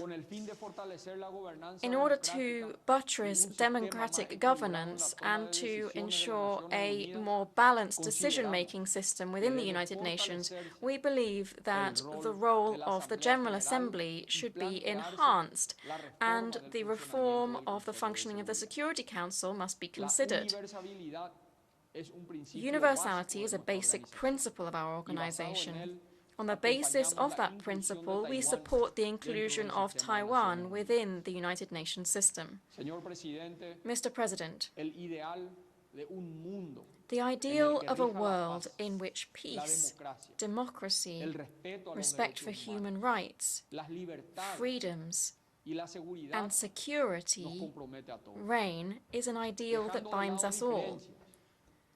Putting aside differences and respecting the principle of equality that assists all states, we must further dialogue aimed at driving action to reduce poverty and inequality, to promote a more equitable development.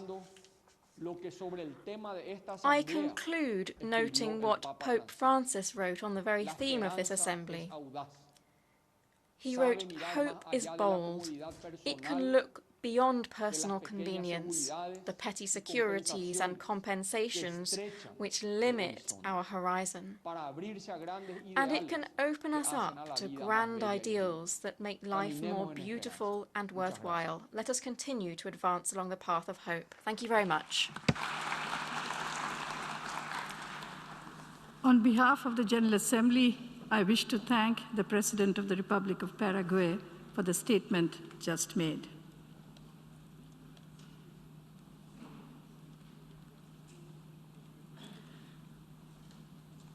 I now give the floor to the observer of the Observer State of Palestine to introduce an address by the head of state.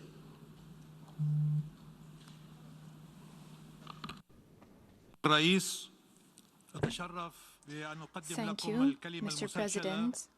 It is my pleasure to introduce to you the recorded statement of President Mahmoud Abbas, the President of the State of Palestine, Before the 67th session of the General Assembly, I wish you all success in confronting the challenges that we are facing in the world and in the state of Palestine. Thank you.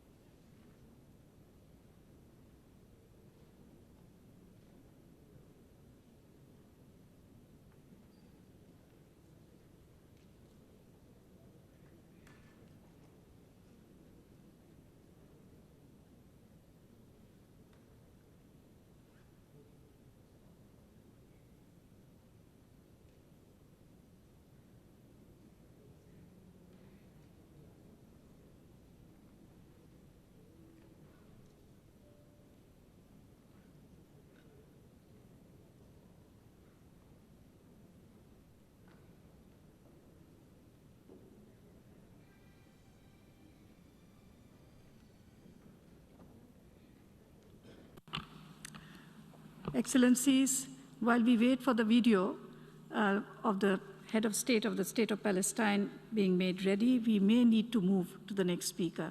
So allow us a few more time.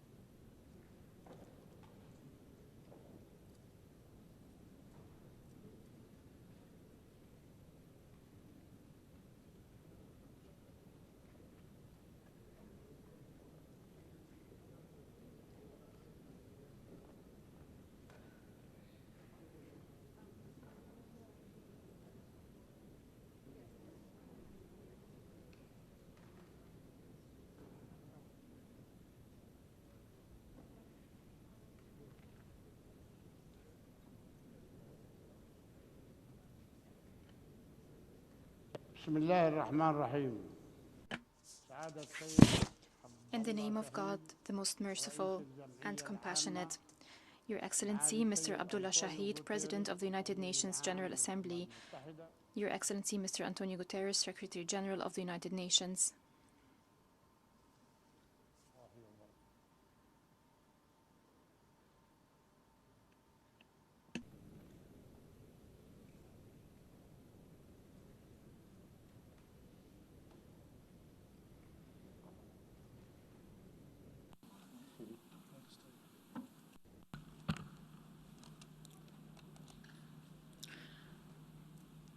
I would now like to give the floor again to the observer of the Observer State of Palestine to introduce an address by the head of state. You have the floor, sir.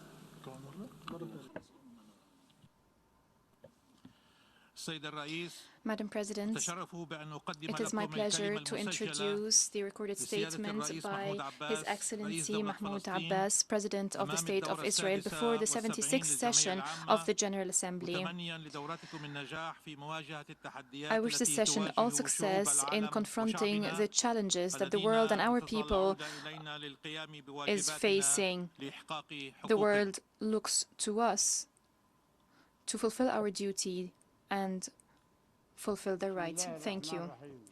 In the name of God, the merciful, the compassionate, Your Excellency, Mr. Abdullah Shahid, President of the United Nations General Assembly, Your Excellency, Mr. Antonio Guterres, Secretary General of the United Nations, Excellencies, heads of delegations, members of delegations, ladies and gentlemen, may the peace, blessings, and mercy of God be upon you.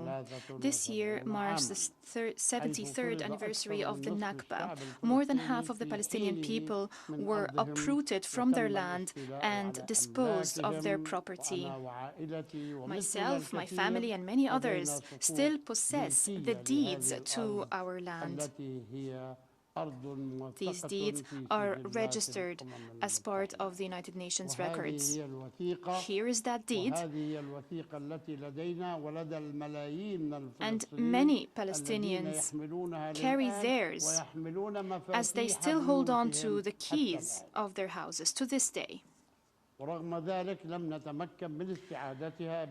Nevertheless, we have not been able to recover our property due to Israeli laws that disregard international law and violate United Nations resolutions which affirm the right of the Palestinian refugees to return to their homeland and to recover their property and to receive just compensation, most notably as enshrined in Resolution 194. In contrast, Israel, the occupying power, enacts laws and holds court hearings to unlawfully and forcibly displace Palestinians from Sheikh Jarrah and Silwan neighborhoods in Jerusalem, which can only be characterized under international law as ethnic cleansing, which is rejected by our people and the international community as a whole and constitutes a crime under international law.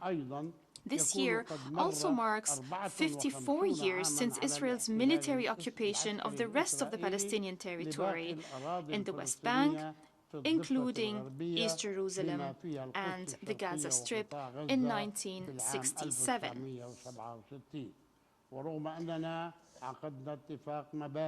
This occupation persists, despite having concluded a declaration of principles known as the Oslo Accord to achieve peace and mutual recognition with Israel in 1993, while we remained committed to all of its elements to this day and agreed to every call and initiative to achieve a political solution on the basis of international legitimacy, including the 2002 Arab Peace Initiative and the 2003 Quartet Roadmap, Israel has not honored its obligations under the signed agreements and has evaded participating in peace initiatives and instead pursued its expansionist colonial enterprise, destroying the prospect of a political settlement based on the two-state solution.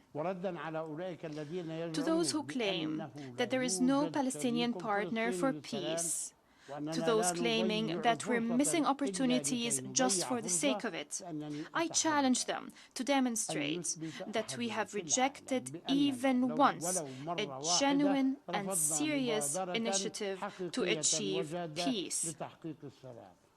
And I accept the judgment of the world in this regard. Ladies and gentlemen, does the Israeli occupying power believe that it can elude its responsibility for the crime of uprooting more than half of the Palestinian people from their land and for committing numerous massacres, killing and maiming thousands of Palestinians in 1948 in Balad el-Sheikh, Deir Yassin, Abu Shusha, Tantura, Ain Zaytun, Qibya, and other places? Does it believe it would evade responsibility for subsequently destroying over 500 Palestinian towns and villages, does Israel believe it can simply ignore the legitimate rights, including the political rights of millions of Palestinians within and outside of Palestine, the owners and sons of daughters of this land, with Jerusalem at its heart? Does it believe it can continue its policies to steal their land, suffocate their economy, and prevent them from even breathing the air of freedom? Does Israel believe it can endlessly promote a false narrative that ignores the historical and present rights of the Palestinian people to their homeland? The crimes and aggressive policies of the Israeli occupying power against our people, land, and holy sites will not derail our people's struggle to achieve their freedom and independence on their land. The colonial regime that Israel has established on our land will disappear, regardless of how long it takes. We will not allow them to hijack our lives and kill our people's dreams, hopes, and aspirations to realize freedom and independence. Ladies and gentlemen, it is regrettable that the policies of the international community and the resolutions of the relevant United Nations bodies regarding a solution for the question of Palestine have until now not been upheld and implemented, resulting in a failure to hold Israel accountable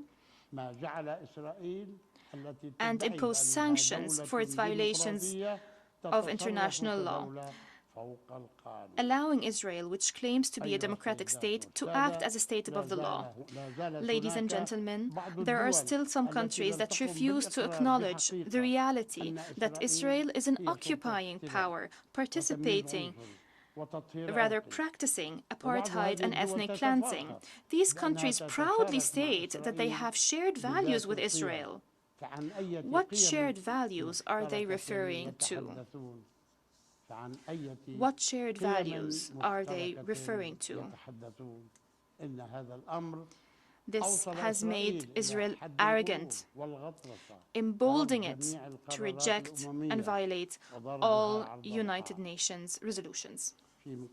At the same time, there are those who demand from the Palestinian people and institutions that believe in the culture of peace and the rule of law to provide explanations and justifications to demonstrate that they do not incite hatred or promote violence. For example, we have to explain and justify what appears in our curricula, which reflects our narrative and national identity. While no one is demanding to review the Israeli curricula and media, it is there that the world could see the real incitement by Israeli institutions. We reject these double standards. We reject these double standards. Why should we have to clarify and justify providing assistance to families of prisoners and martyrs who are the victims of the occupation and its oppressive policies? We cannot, ladies and gentlemen, abandon our people, and we will continue our efforts until our prisoners are freed. And I salute here the prisoners' heroic stand. If the occupation ends, there will no longer be a prisoners' issue. I cannot but wonder, and I address all people of conscience around the world, is there anyone on this earth who would punish the dead and prevent their families from burying them, except those who are deprived of morality and humanity?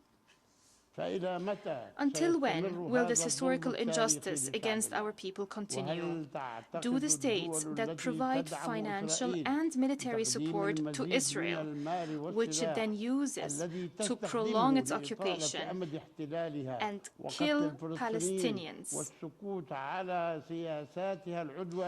do those that remain silent in the face of Israel's aggressive policies, it besieging and suffocating Palestinians, do these states actually believe they're ensuring peace and security for the Israeli people and stability for the region? The answer is no. I say it loud and clear, an emphatic, incontrovertible no. What more do you want from the Palestinian people? We have honored all our obligations under United Nations resolutions. We forced ourselves to endure the suffering imposed upon us, waiting for hope. And what was the result? Historical events over the decades have proven that these international policies towards Israel are misguided. Ladies and gentlemen, as part of unifying our internal front, we reiterate once again that the Palestinian Liberation Organization is the legitimate and sole representative of the Palestinian people.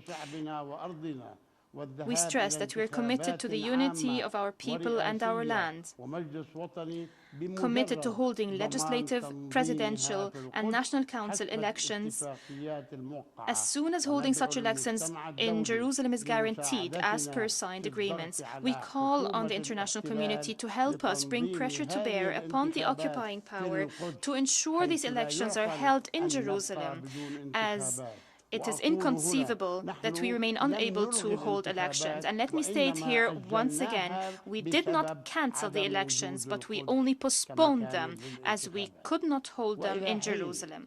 Until this situation is addressed, we will continue to work on creating the necessary conditions to form a successful national unity government, so that we can assist our people everywhere, so that we can implement reconstruction plans in the Gaza Strip, which requires a complete end to the aggression throughout the territory of the State of Palestine. I'm glad to reaffirm that the coming months will witness the holding of municipal elections in accordance with the law, and elections for all unions and universities are already underway. Ladies and gentlemen, regarding building state institutions, we stress that we have a fully fledged state with institutions that operate in accordance with the rule of law and the principles of accountability, transparency, democracy, pluralism, respect for human rights, and the empowerment of women and youth. We have acceded to more than 115 legal instruments and international organizations committed to upholding our people's rights and strengthening our legislation and regulations, including those pertaining to human rights. We will continue our efforts to accede to what remains of the 500 international organizations acknowledged by the United Nations. We have taken the initiative of working jointly with human rights organizations and civil society organizations in Palestine to preserve these national accomplishments and to improve the work of our institutions on the basis of the rule of law. I have issued instructions to take all necessary measures to correct any wrongdoing and to continue upholding the rule of law, the freedom of expression, and human rights. And this is the path that we are committed to in my country. I reaffirm to the international community our commitment to political engagement and dialogue as the path to achieve peace, the path for peaceful popular resistance, the path to combat terrorism in all its forms and origins in our region and the world. We have more than 83 agreements with other countries around the world to combat global terrorism. Ladies and gentlemen, I wish to refer here to the constructive dialogue currently underway with the United States administration to resume Palestinian-US relations and to take steps that would ensure that the occupying power would abide by signed agreements. From our side, we are committed to ensuring the success of this dialogue to create conditions conducive to moving swiftly towards a final political settlement that ends the Israeli occupation of our country, and that applies the two-state solution. However, the current and former Israeli governments have persisted in evading the two-state solution based on international law and UN resolutions, and insisted on pursuing occupation and military control over the Palestinian people, while presenting flimsy, insubstantial economic and security plans as an alternative. These unilateral plans will not achieve security and stability for anyone, as they undermine efforts for a genuine peace and prolong occupation and entrench the reality of one apartheid state. Ladies and gentlemen, this is a moment of truth with the occupying power. It seems we are at a crossroads. We have had enough. The situation cannot continue, and our people cannot endure it any longer. I have dedicated my life to achieving peace and chose the path of peaceful, legal, and diplomatic work in international fora. We have extended our hand time and again for peace, and still we cannot find a partner in Israel that believes in and accepts the two-state solution. The leaders of Israel today no longer feel any shame when they arrogantly dismiss this solution that enjoys global consensus. I warn that undermining the two-state solution based on international law and UN resolutions will open the way for other alternatives imposed upon us by the situation on the ground. As a result of the continuation of the Israeli occupation of our state, the absence of a just solution for the plight of 7 million Palestinian refugees uprooted from their land in 1948, the systematic theft of Palestinian land and the ongoing crimes of the occupation and the demolition of homes as a means of collective punishment, the killings and the detentions of thousands, including women, sick people, and children. The imposition of an inhumane blockade, an unjust blockade on the Gaza Strip, and the annexation measures under numerous pretexts and names, including the settlement plan that they now invented in the city of Jerusalem and that we fully reject. All of this, coupled with the crime of forcibly displacing Palestinians from their land as part of a policy of racial discrimination and ethnic cleansing pursued by the occupation in the absence of a deterrent international response.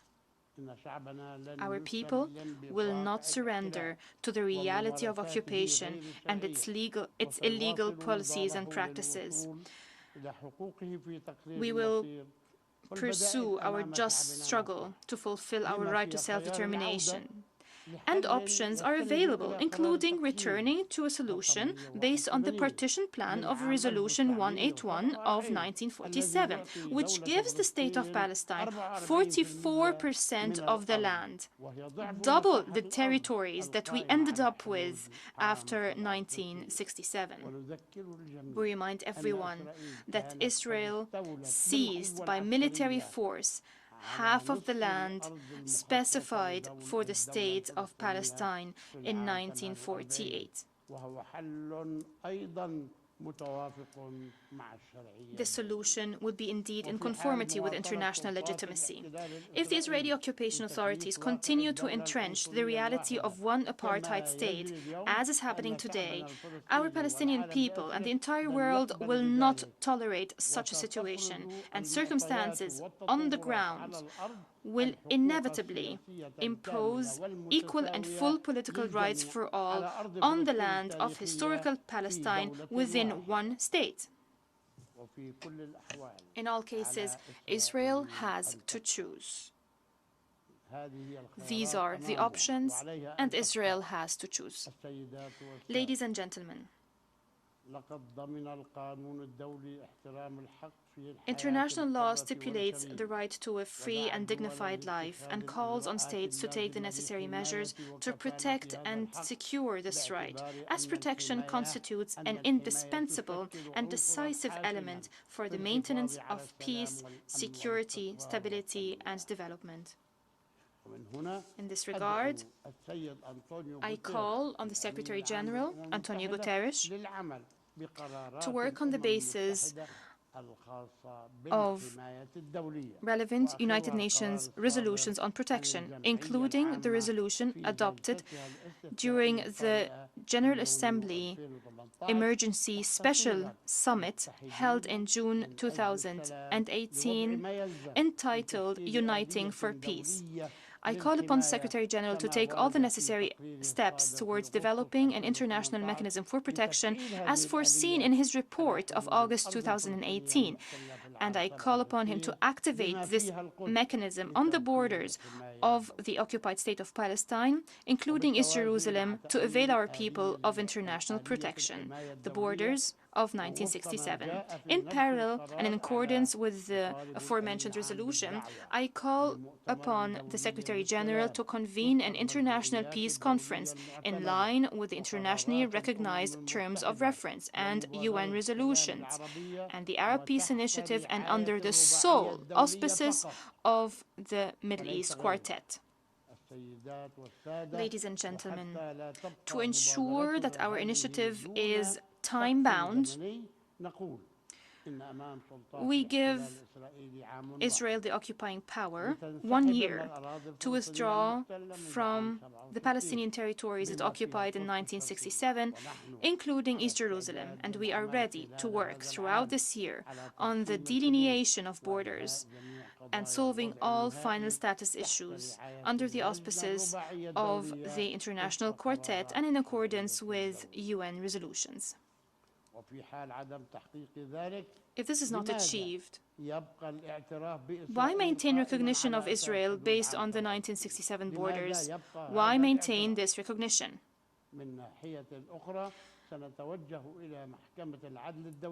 Moreover, we would go to the International Court of Justice as the highest international judicial body to adjudicate over the legitimacy of the occupation of the land of the Palestinian state and the relevant obligations for the United Nations and states around the world in this regard.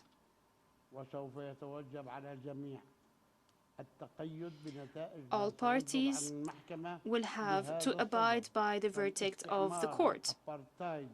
Colonialism, occupation, and apartheid are prohibited under international law, and they are crimes that must be confronted, a structure that needs to be dismantled.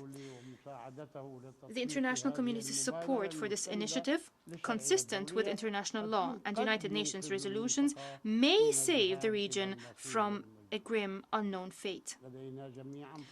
We all have a chance to live in peace and security, to have good neighborly relations, to live each in their own state, and delaying the implementation of these steps will keep the region in a situation of turmoil and instability with dire consequences.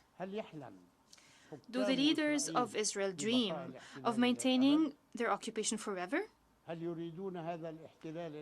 Do they want this occupation to last forever? Ladies and gentlemen, why should Palestinians continue living either under Israel's racist occupation or as refugees in neighboring countries? Are there no other alternatives? Freedom, for instance? Palestinians everywhere are creative, innovative, hardworking, dynamic people, and the entire world can testify to that. Palestinians deserve to live free in their homeland. From this podium, I call on the sons and daughters of Palestine everywhere around the world to continue their peaceful and popular struggle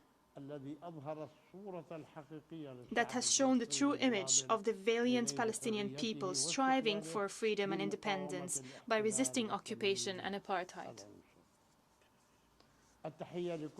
I salute our people everywhere and salute all nations and countries that have stood in solidarity with our people during the Jerusalem uprising and the prisoners' uprising, and against the aggression that claimed the lives of hundreds, that spread destruction and displaced thousands of our people in the West Bank, Jerusalem, and the Gaza Strip.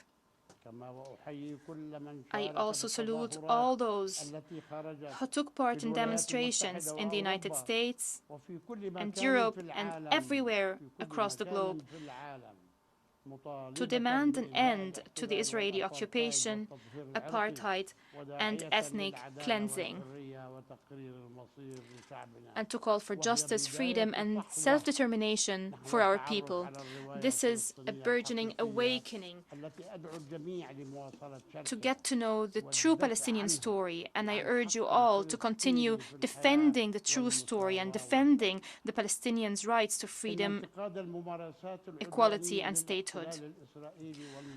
Criticizing the aggressive policies and practices of the Israeli occupation and settlers and of the Zionist narrative in general is not an act of incitement or anti-Semitism, but rather a duty of every free man and woman in the world.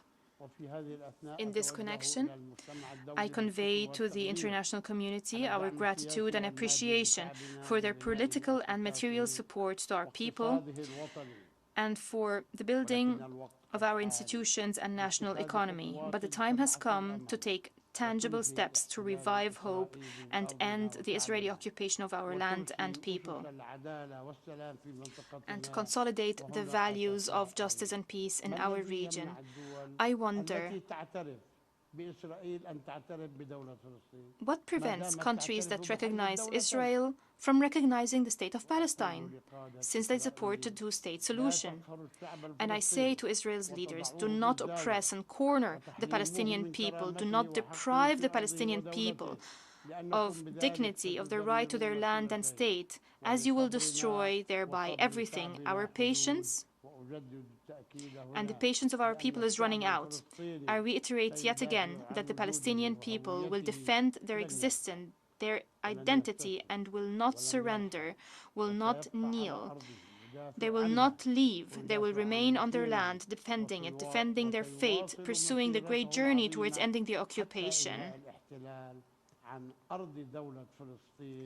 The occupation of the land of the state of Palestine and its capital, East Jerusalem. We say once again, this is our land, our Jerusalem, our Palestinian identity, and we shall defend it until the occupier leaves, as the future belongs to us.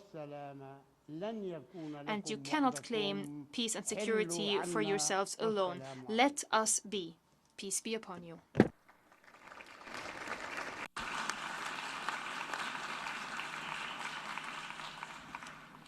On behalf of the General Assembly, I wish to thank the President of the State of Palestine for the statement just made. We shall continue with the general debate.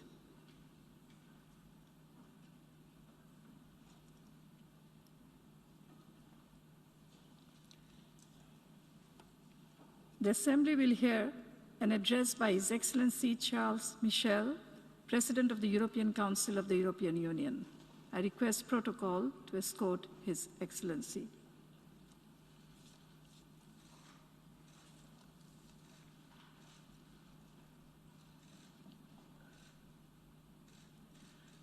On behalf of the General Assembly, I have the honor to welcome to the United Nations His Excellency Charles Michel, President of the European Council of the European Union, and to invite him to address the Assembly.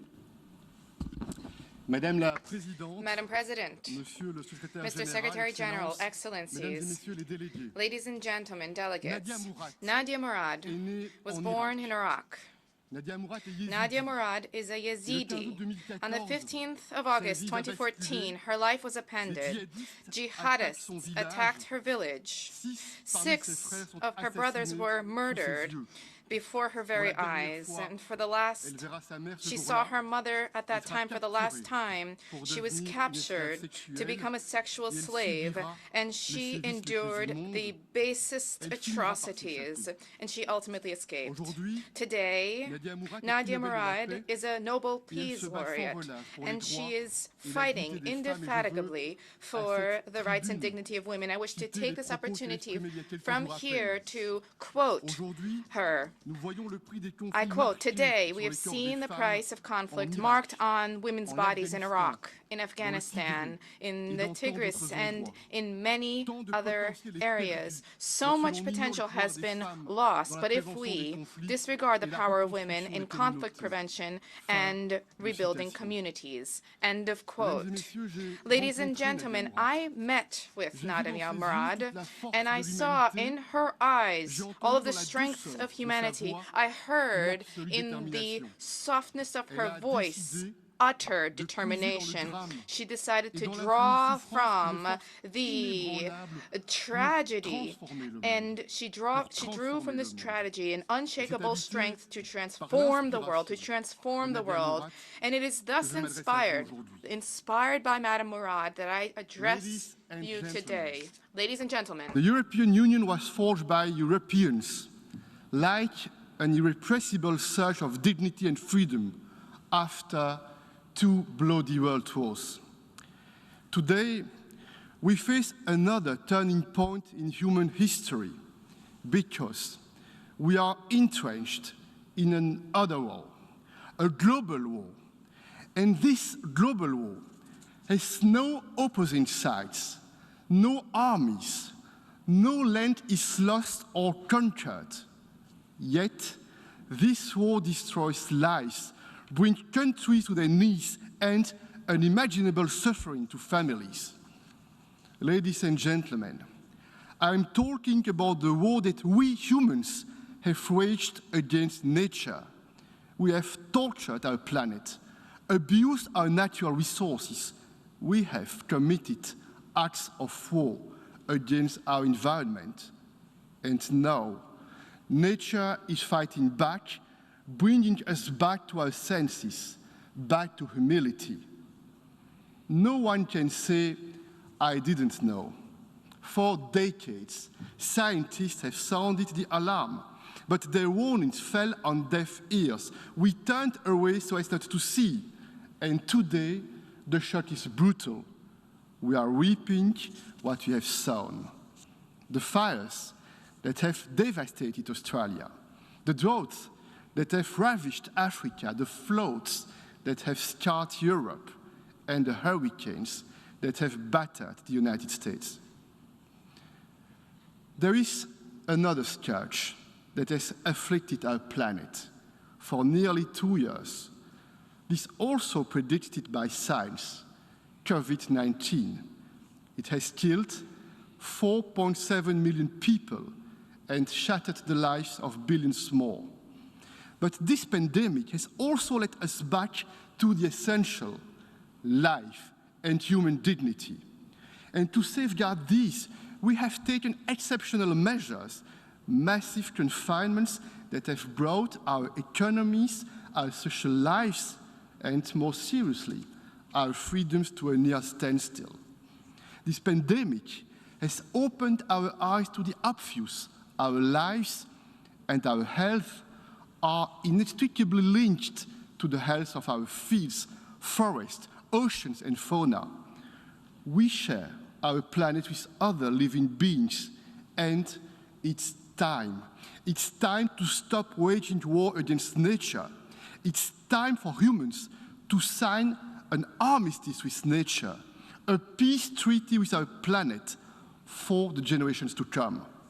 It's time for us to transform the world, just as the previous generation did after the last World War. Inspired by the visionary signatories of the United Nations Charter, it's time to get back to basics, reason, and good judgment. Inspired by these principles, they left us an international order based on rules to promote peace. They built liberal democracies to guarantee the dignity of each individual. They championed the development model based on the freedom to trade and to pursue economic opportunity to ensure prosperity. And these choices have ushered in progress and greater stability. But the world of yesterday is not that of today, and even less the world of tomorrow. Excellencies, ladies and gentlemen, brutal unilateralism too often elbows out multilateralism. The ambition to dominate creates new dependencies and leads to tensions and conflicts. Democracies are under pressure, both from within and from without. Authoritarian regimes, openly or not, meticulously undermine the principles of freedom at home and even beyond their borders. And finally, our model of economic development has run its course. Its flaws are increasingly visible: the extreme exploitation of resources and increasing inequality. We must escape this vicious circle. Excellencies, ladies, gentlemen, we are indeed at an inflection point, and we must ask ourselves, what world do we want for tomorrow? We want a world inspired by wisdom, a world that trusts in science, that guarantees the dignity and freedom of every human being. We want a fairer and a safer world. We want cooperation rather than confrontation, solidarity rather than isolation, transparency, not secrecy. And we want loyalty, honoring our word when our word is given. Mesdames et messieurs, ladies and gentlemen, you can count on the European Union by supporting Agenda 2030 and the Sustainable Development Goals, and fully in line with the Secretary General, Mr. Guterres. A fairer world is a world where we are all protected against COVID-19. The European Union has sought to provide massive support for research, and we have developed tremendous capacities for vaccine production. We have exported 700 million doses to 130 countries, and 3 billion euros have been invested in COVAX. It is important for us to acknowledge the fact that there is a gulf in vaccination between developing countries. This is not acceptable. There's a need for us to act more. We have launched tangible projects. 1 billion euros were mobilized to develop the pharmaceutical production capacities, including vaccine capacities in a number of African countries, and we also stand ready to support partnerships in Latin America. And we are aware of the fact that vanquishing this pandemic is not enough. There's a need to prevent next pandemics, and there's a need to shore up global resilience to them. There's a need to that end. With Dr. Tedros Ghebreyesus, we have proposed an international treaty on pandemics, and we call upon all to support the launch of negotiations to that end. A fairer, more secure world is a world free of the climate threat. There's a need for us to have ambitious, far-reaching goals. The Paris Agreement was a milestone, and the European Union was a consequential actor in this. Contrary to others, we have honored our commitment to defend this agreement, and the 27 heads of government 2 years ago paved the way by adopting the commitment of climate neutrality by 2050 for the European Union. Others are following following this example, and in the same spirit, the European Union has decided to raise its goals by 2030. Of course, there's a need for us to continue to make headway in international cooperation to move towards a carbon tax. At our level, we have an ETS, emissions exchange system. This is an approach which we believe stimulates innovation and generates results. There's an overriding need to further build investments in greening the economy, and we wish to be in a position to build global approaches to establish a regulatory framework for green financing. We are aware that not all are equal in the race against time vis-à-vis global warming. Industrialized countries shoulder particular responsibility in supporting developing countries. And since the pledge in 2019 and 2020 to mobilize $100 billion additional dollars to finance the international fight against global warming, since then, few have honored their word. From 2013 to 2019, the EU and member states have disbursed 127 billion euros. That is 1/3 of the total, and the commitment, and we call upon other partners to honor their pledges as well. It is a question of trust and a question of equality. Ladies and gentlemen, a fairer world, a safer and more secure world is also a world in peace. At this very moment, women are brutalized. They're being raped because they are women. And this weapon of war is used, in particularly in the Horn of Africa, in Ethiopia. We call for a ceasefire and an immediate end to ethnic violence. Access to humanitarian assistance needs to be provided without any obstacles. Poverty and radicalism are two scourges which feed off one another. Education, basic services, health infrastructure are, as we know, the best solutions to address the related instability. In the Sahel, the European Union and 9 of our member states have mobilized. We are standing alongside with populations for security and defense and for development assistance. And of course, the restoration of institutions of state governance and ensuring good governance are of vital importance to achieve lasting results. Ladies and gentlemen, distinguished colleagues, the new situation in Afghanistan is a failure for the international community, and there's a need for lessons to be drawn from this. However, one thing is certain: the end of military operations is not the end of the European commitment to Afghan men and women. We wish to avoid any humanitarian disaster and to the greatest possible extent to safeguard the gains made in the past 2 decades, specifically for women and girls. In the Indo-Pacific region, the European Union is the leading investor and one of the most important trade partners. 40% of our trade transits there, and we have decided to massively strengthen and shore up our cooperation. This is the thrust of the now strategic partnership between us and ASEAN. Freedom of navigation and security in the South China Sea and the Indian Ocean need to be guaranteed. In line with international law, the European Union stands ready to fully shoulder its responsibility in that regard. Ladies and gentlemen, never will the European Union turn a blind eye to violations of human rights. Rule of law, non-discrimination, respect for minorities, including LGBTQI, are fundamental values.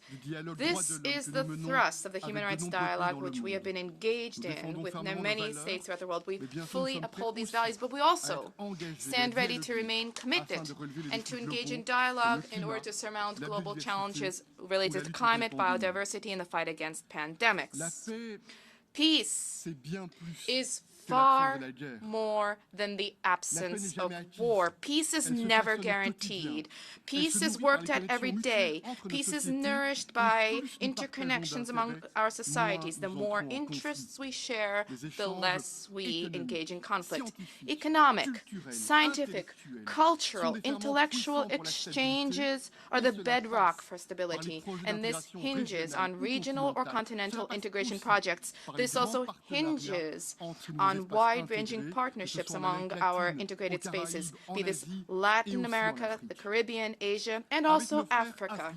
With our African brethren, we are working assiduously for a new alliance with the African continent, through listening, through mutual respect, by taking into account the specificities, realities, transparency and good governance needs to be the hallmark for all parties. We are mobilizing in private sectors to invest in both infrastructure and new technology, so we support all efforts to promote education.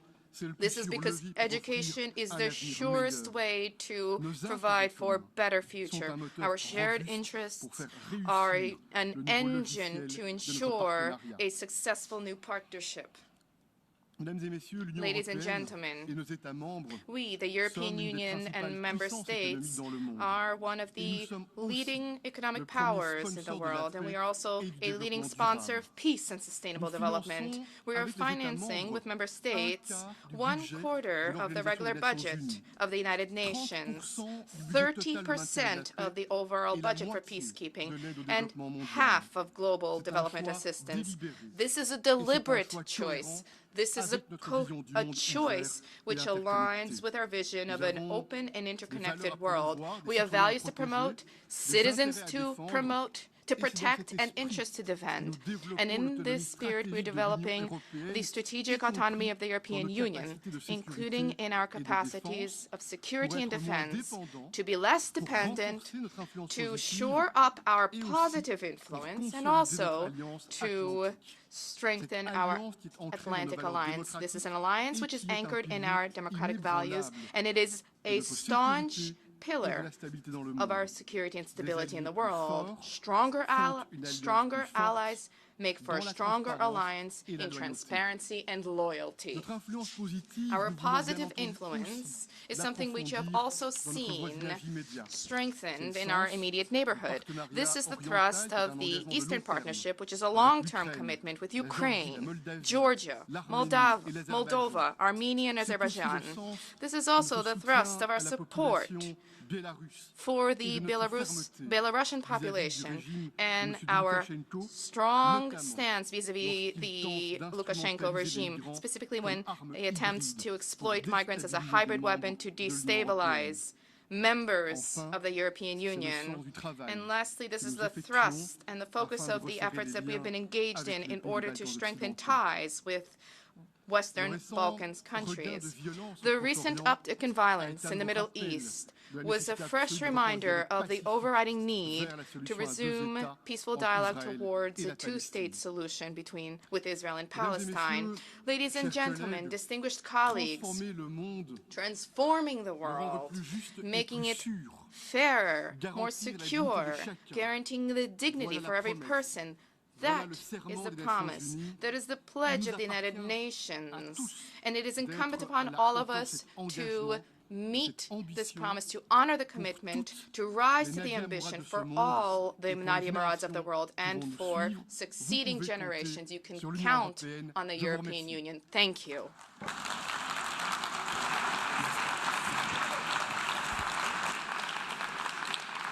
On behalf of the General Assembly, I wish to thank the President of the European Council of the European Union for the statement just made, and I request protocol to escort His Excellency.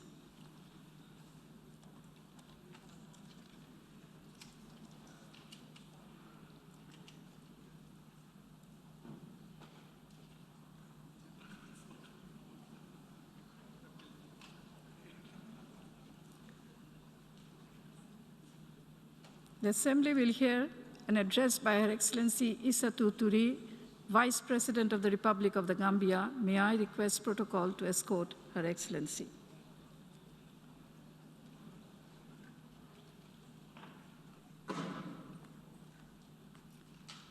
I have great pleasure in welcoming Her Excellency Isatou Touré, Vice President of the Republic of the Gambia, and I invite her to address the General Assembly.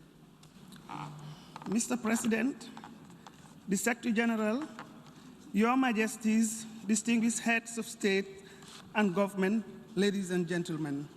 Once again, we thank Almighty Allah for making it possible for us to gather in person in this august assembly to collectively discuss and find solutions to our shared challenges as members of the international community. This is even more important today as we strive to overcome the challenges posed by the COVID-19 pandemic.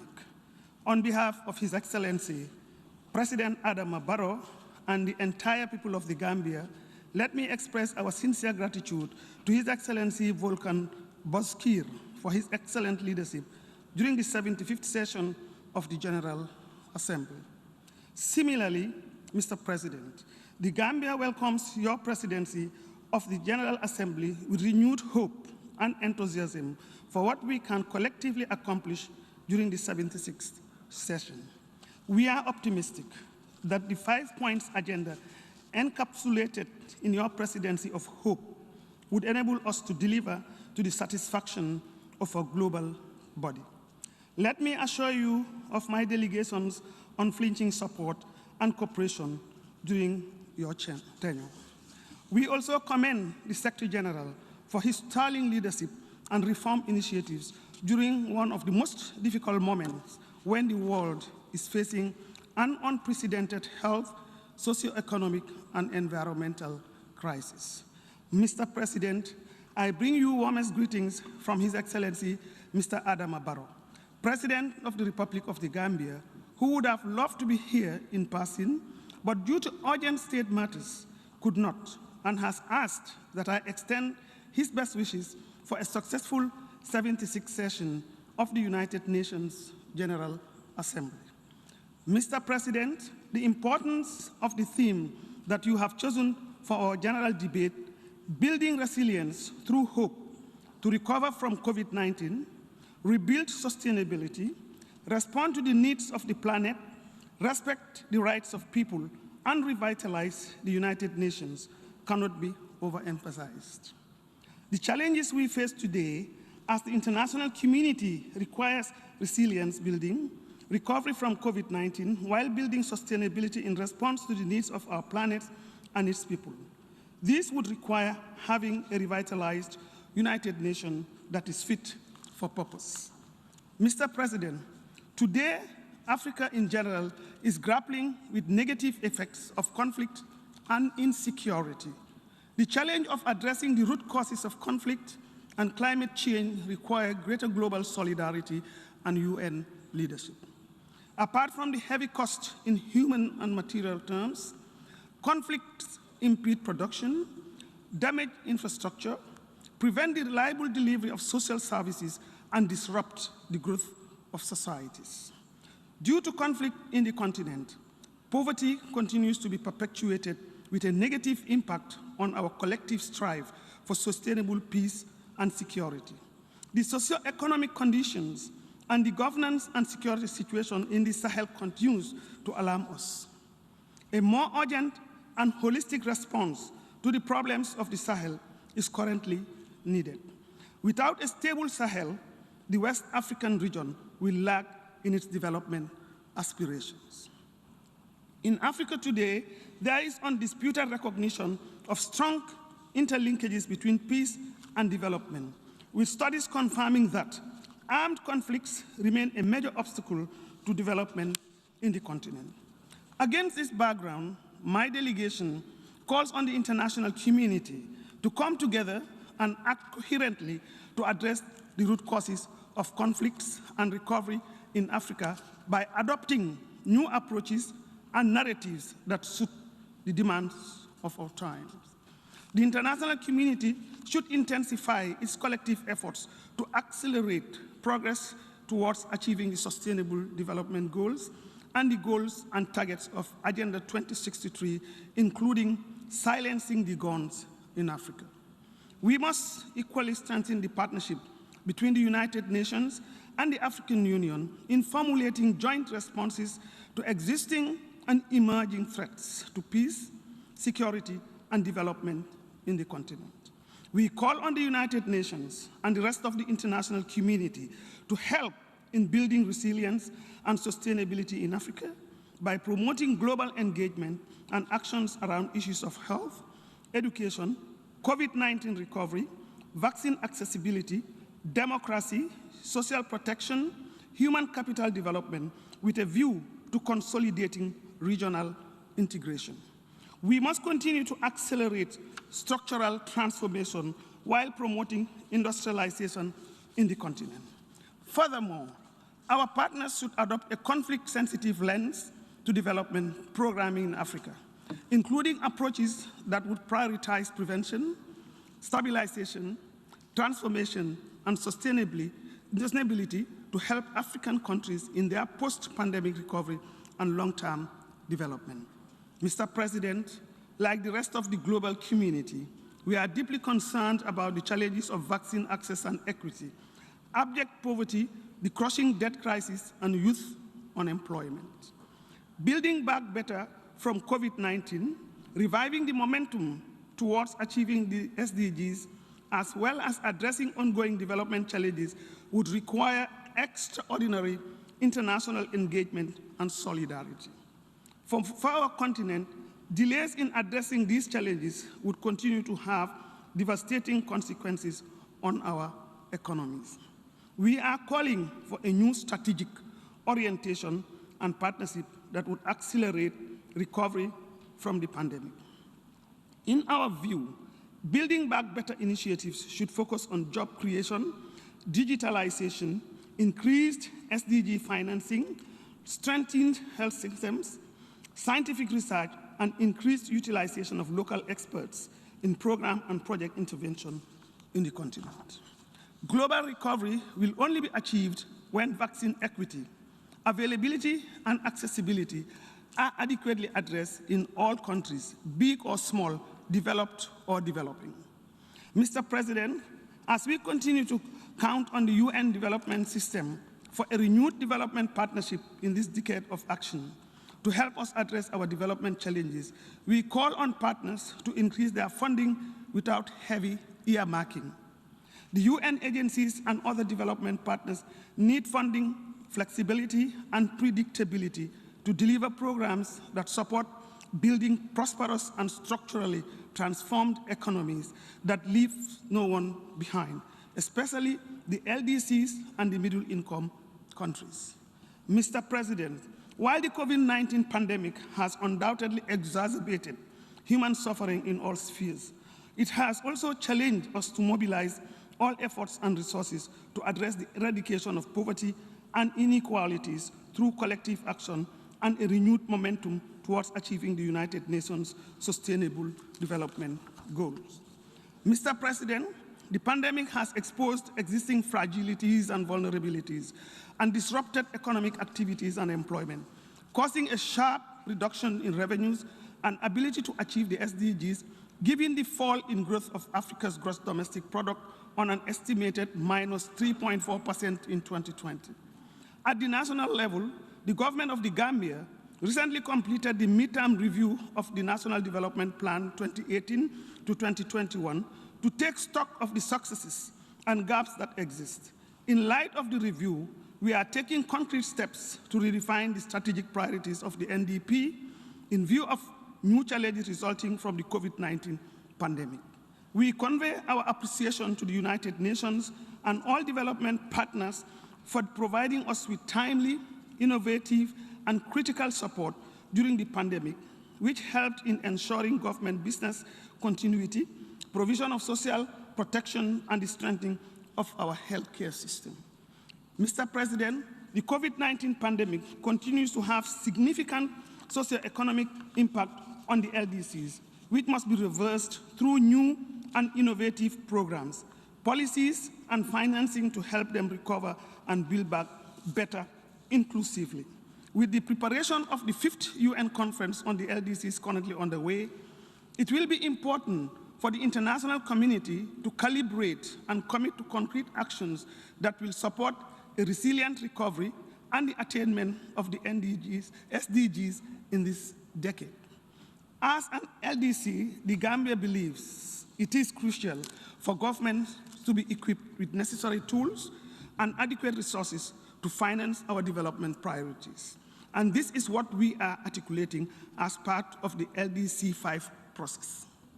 Mr. President, as the state of our collective security continues to be tested by unprecedented threats and challenges, so has the call to action become more urgent for the international community to support the efforts of the UN Security Council in the maintenance of international peace and security. In this regard, United Nations peacekeeping operations has proven to be the organization's strongest instrument and most impactful tool in assisting countries' transition from conflict to peace. UN peacekeeping deserves our renewed support and participation. The government of the Gambia has consistently demonstrated its commitment to UN peacekeeping through its contribution to troops and police to various missions, with an ever-improving level of performance, discipline, and commitment. We continue to enhance our participation by deploying more women peacekeepers, better training in areas requiring critical skill sets, and forging partnerships with stakeholders to expand our participation in more peacekeeping missions. Mr. President, once again, with the support of all our friends, the Gambia continues to progress on a positive and upward trajectory. The government's policies and approach continues to be guided by our awareness of the difficult history that we traveled as a country to usher in democracy. The Gambia is at a crossroad as we continue to seek national reconciliation, entrench our democracy, and consolidate the rule of law. We are on the verge of organizing presidential elections in December 2021 and legislative elections in 2022. No effort will be spared by the government in ensuring that these elections are held under free and fair conditions as we march towards the next phase of a political transition. We are going into these elections with the knowledge that our journey towards reform and transformation is in the area of good governance, transitional justice, or the civil service and security sector is an ongoing one. Our gratitude goes to our partners who continue to accompany us in our sustaining peace and peace-building efforts. Mr. President, developments within the international community continue to be a matter of concern to my delegation. On Palestine, we must always remember that peace and security in Palestine and Israel means peace and security for the Middle East region and the world at large. It is therefore imperative for the international community to encourage genuine dialogue with a view to ending the deadlock. We must intensify efforts to bring both sides of the conflict to the negotiating table. Use of force and violence will only add to the suffering of the people living in the area. We continue to be deeply traumatized by the negative consequences of this conflict and cannot continue to ignore the humanitarian catastrophe that goes with it.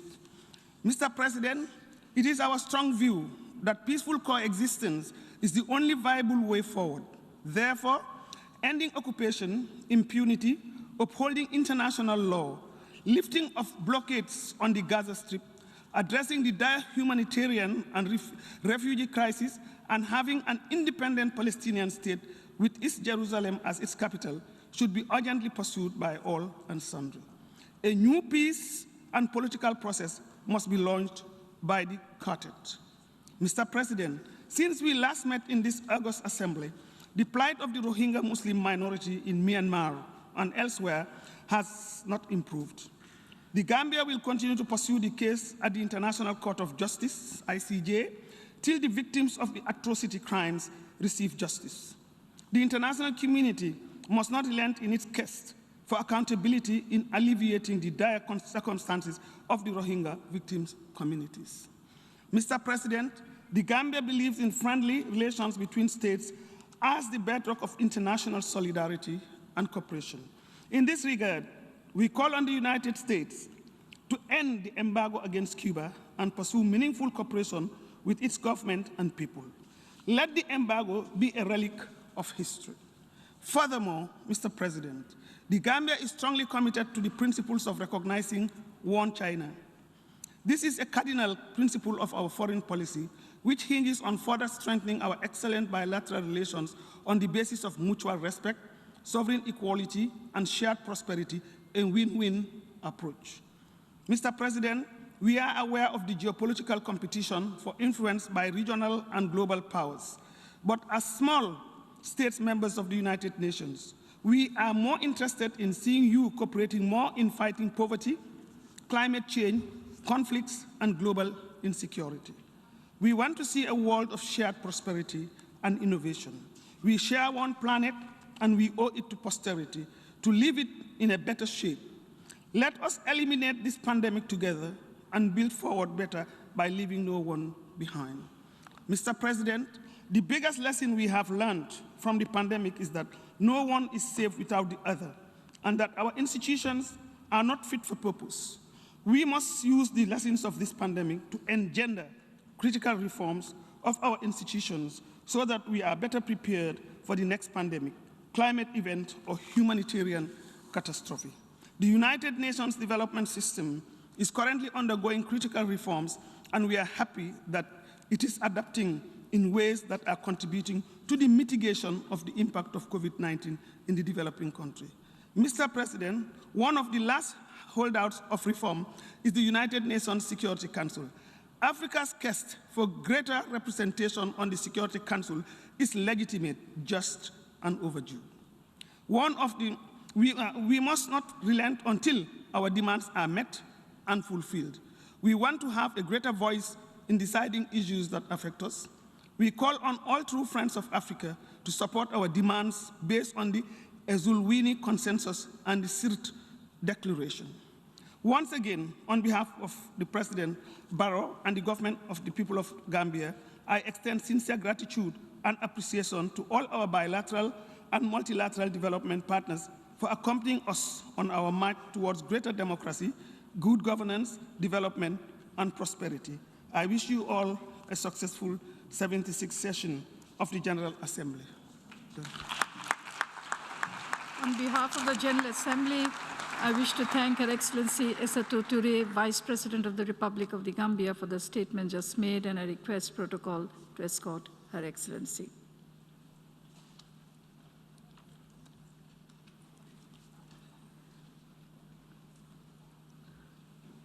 I now give the floor to the distinguished representative of Benin to introduce an address by the Vice President.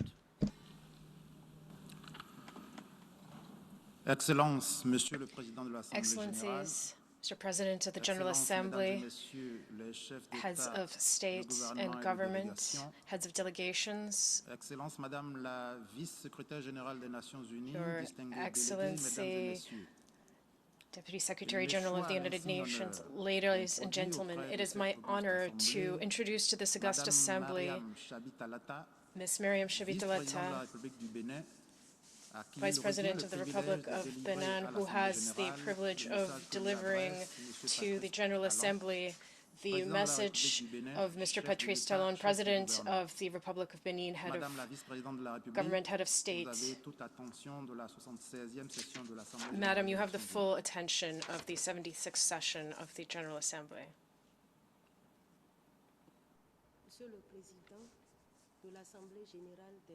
Your Excellency, President of the United Nations General Assembly, Excellencies, heads of state and government, Your Excellency, Secretary General of the United Nations, ladies and gentlemen, His Excellency Mr. Patrice Talon, President of the Republic of Benin, who is unable to attend, has instructed me to deliver the following statement on his behalf. I quote, I would like to begin, Mr. President, by thanking you for the excellent conduct of the work of this 76th session of the United Nations General Assembly. The theme of this session is building resilience through hope to recover from COVID-19, rebuild sustainably, respond to the needs of the planet, respect the rights of people, and revitalize the United Nations. When we observe the current state of the world on different levels, we recognize that this theme is indeed very significant, meaningful, and in line with our experiences. It invites us to let go of the ever-present and growing skepticism, of the despair that is increasingly gaining ground in our hearts, in order to solve our current problems and rebuild sustainably. Mr. President, for some time now, the international community has been facing the global and destructive reality of the COVID-19 pandemic. In this regard, my country appreciates the high priority accorded by the United Nations and its specialized agencies, in particular the World Health Organization, to the search for a definitive solution to this health crisis. Broad and ongoing mobilization, as well as the pooling of efforts, have enabled the development of vaccines. Immunization rates across the world are fairly high, even if Africa still has a low vaccination rate and continues to face other infections which are just as deadly, such as malaria and HIV/AIDS. Regarding our national management of COVID-19, the state of Benin has opted for the comprehensive vaccination of all citizens, as well as granting subsidies of several billion CFA francs to people and companies whose activities have been impacted by the pandemic. Here, I would like to thank all the partners who have supported our country in its fight to achieve the SDGs in line with the government's action program. Regarding the need to rebuild sustainably, for us, this is a matter of working to anticipate the occurrence of future calamities. Isolated, one-off local actions alone are no longer enough. Each state, each continent must open up to others so that through coordinated joint efforts, through synergies of action, the world can definitively and permanently rid itself of its fears. As for the insecurity generated by violent extremism and banditry, my country faces two situations with crisis-generating potential: the terrorist threat, which constitutes a real danger to its northern borders, and maritime piracy in the south. To cope with this, in addition to taking the necessary measures domestically, Benin is joining all initiatives at the regional and international level in order to guarantee peace, free movement, and security to all its citizens and all those living on its territory.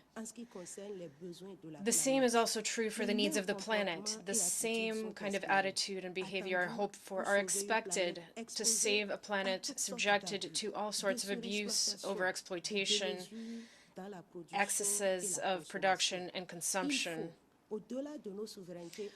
We must go beyond our individual sovereignties and force ourselves to plan all actions relating to the needs of countries and the planet together. Meeting food needs, water and energy needs, needs that I would call strategic, must be done taking into account current threats and future generations. Turning now to respect for human rights, the SDGs remind us of them daily through the goals adopted by all of us. Our country believes that achieving the SDGs is the most concrete and surest way to respect human rights. This is why Benin is endeavoring through different strategies to mobilize resources that would enable our fellow citizens to have access to an adequate food system with school canteens throughout the entire country, quality lifelong education, healthcare through the insurance for strengthening human capital system, which protects the most disadvantaged, drinking water by extending our distribution networks, and energy by extending the electricity network and expanding clean energies. Today, thanks to the successful issuance of SDG Eurobonds, our country has been able to mobilize most of the resources needed to achieve the majority of the SDGs. At the political level, with the reform of the party system, the regular organization of elections, good governance, and fighting corruption, Benin guarantees its citizens the enjoyment of human rights. Mr. President, the progress made by our country in recent years is tangible, palpable, concrete, and it leads us to believe that due to this, we deserve a seat on the United Nations Human Rights Council for the period 2022-2024, so that we can share our experiences in the protection and promotion of human rights. Speaking from this rostrum is therefore a solemn occasion for me to recall that our country's candidacy has already been formally endorsed by the African Union. Backed by this support from our continent, we also invite all member states of the United Nations to support Benin's candidacy during the elections to be held in New York in October 2021. Mr. President, finally, on the question of the revitalization of the United Nations, a reform of the institution is absolutely necessary, one that is founded on the principles of equality, justice, and solidarity between member states. Times have changed, the world has changed, and our organization must also change and adapt to the times. We appeal to the spirit of universal consensus to make the United Nations a modern, free, and just institution. In the meantime, my country reaffirms its support for diplomatic initiatives aimed at the creation of a viable Palestinian state entitled with the attributes of full international sovereignty and coexisting peacefully with the State of Israel. Benin also supports the efforts of the United Nations to find a definitive solution to the question of Western Sahara. Finally, my country remains in solidarity with the resolution adopted by the 34th Summit of the African Union in February 21 in Addis Ababa regarding the economic blockade imposed on Cuba by the United States and reaffirms the need to put an end to it in the name of promoting peace and development. Benin therefore calls for the normalization of relations between Cuba and the United States, two countries that are friends of Benin. Our hope, because one must always live with hope, is that the various appeals made here will be heeded by all in order to bring about a world that is modern, united, free, just, safe, and prosperous for everyone. Thank you.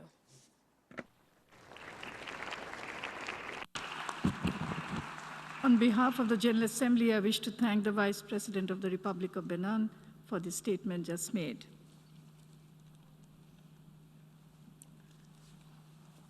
The Assembly will hear an address by Her Excellency Rebecca Nyandang de Mabior, Vice President of the Republic of South Sudan. May I request protocol to escort Her Excellency.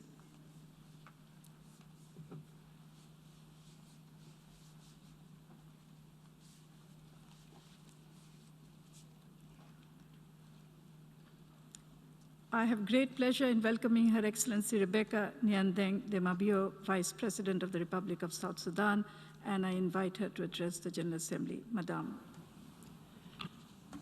Your Excellency, President of the General Assembly, Your Excellency, Secretary General of the United Nations, Your Excellencies, heads of the delegation, and fellow delegates, ladies and gentlemen.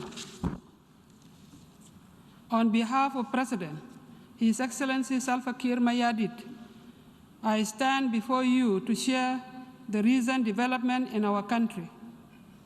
I intend to do so in the spirit of constructive engagement. On July 9, 2011, we emerged from a long liberation struggle against oppression and domination. After 10 years of independence, we remain on a path of nation building founded on the vision and inspiration of our liberation struggle and what we have committed for ourselves under the revitalized agreement on the resolution of the conflict in South Sudan that was realized through the support of the UN, the AU, and key friendly nations. While our determination to fulfill implementation, to implement the provision of the agreement has been impacted by many challenges, foremost of which is the global COVID-19 pandemic outbreak and the limited resources needed for its implementation. It has enabled the formation of an inclusive transitional government of national unity, the establishment and operation of local governments, and setting up of the transitional National Legislative Assembly that are fervently serving the people. President Salva Kiir launched the National Dialogue to complement the agreement while the revitalized peace process was underway. The National Dialogue followed a bottom-up approach, conducting grassroots consultation that covers all the regions in the country and articulated the views and recommendations from the people on the South Sudan they would like to see, and of a government that would be serving them. The President received the report of the National Dialogue in May 2021 and pledged to implement its recommendations. The same recommendations are providing the foundation as we embark on the process of developing our first ever Constitution. Mr. President, the revitalized agreement and national dialogue are necessary historical steps in our country's quest for peace, but we are still far from building a nation that can provide essential services and development for our people. As national leaders, we admittedly have occurred mistakes that may have disappointed our friends, supporters, and the world. We have learned from those mistakes, and I am here to engage in constructive dialogue with our international partners, bearing in mind the lessons and consequences of our actions, and more importantly, the dreams, aspirations, and marching order from our people of the kind of government, society that they want. Permit me to highlight some key points on our efforts to bring about much-needed peace, security, and development to our people. First, I would like to acknowledge that although our independence was a product of the struggle and sacrifices of our people, we could not have won without the political and material support from our friends, allies, and partners from around the world. We are deeply grateful to them. Second, I want to assure our friends and partners that we are determined to never go back to war. We pledge to pursue the promises our liberators made to our people. We must ensure peace, security, dignity for all without distinction. We must replace the destruction of war with the productive use of our vast natural resources and national assets for good of our people. Third, we fully realize that the responsibility for pursuing this vision is our own as a people. We believe that the partnership we seek can only be accomplished through constructive, mutually beneficial engagements. Mr. President, distinguished delegates, the failure to fulfill the promises of our struggle is due to objective reasons for which our partners and ourselves must cooperate in finding practical solutions. While there should be no doubt about goodwill of President Salva Kiir and the government he leads to secure peace and the establishment of a just, peaceful, inclusive, and prosperous South Sudan, we need to identify and address the objective reasons for these failures.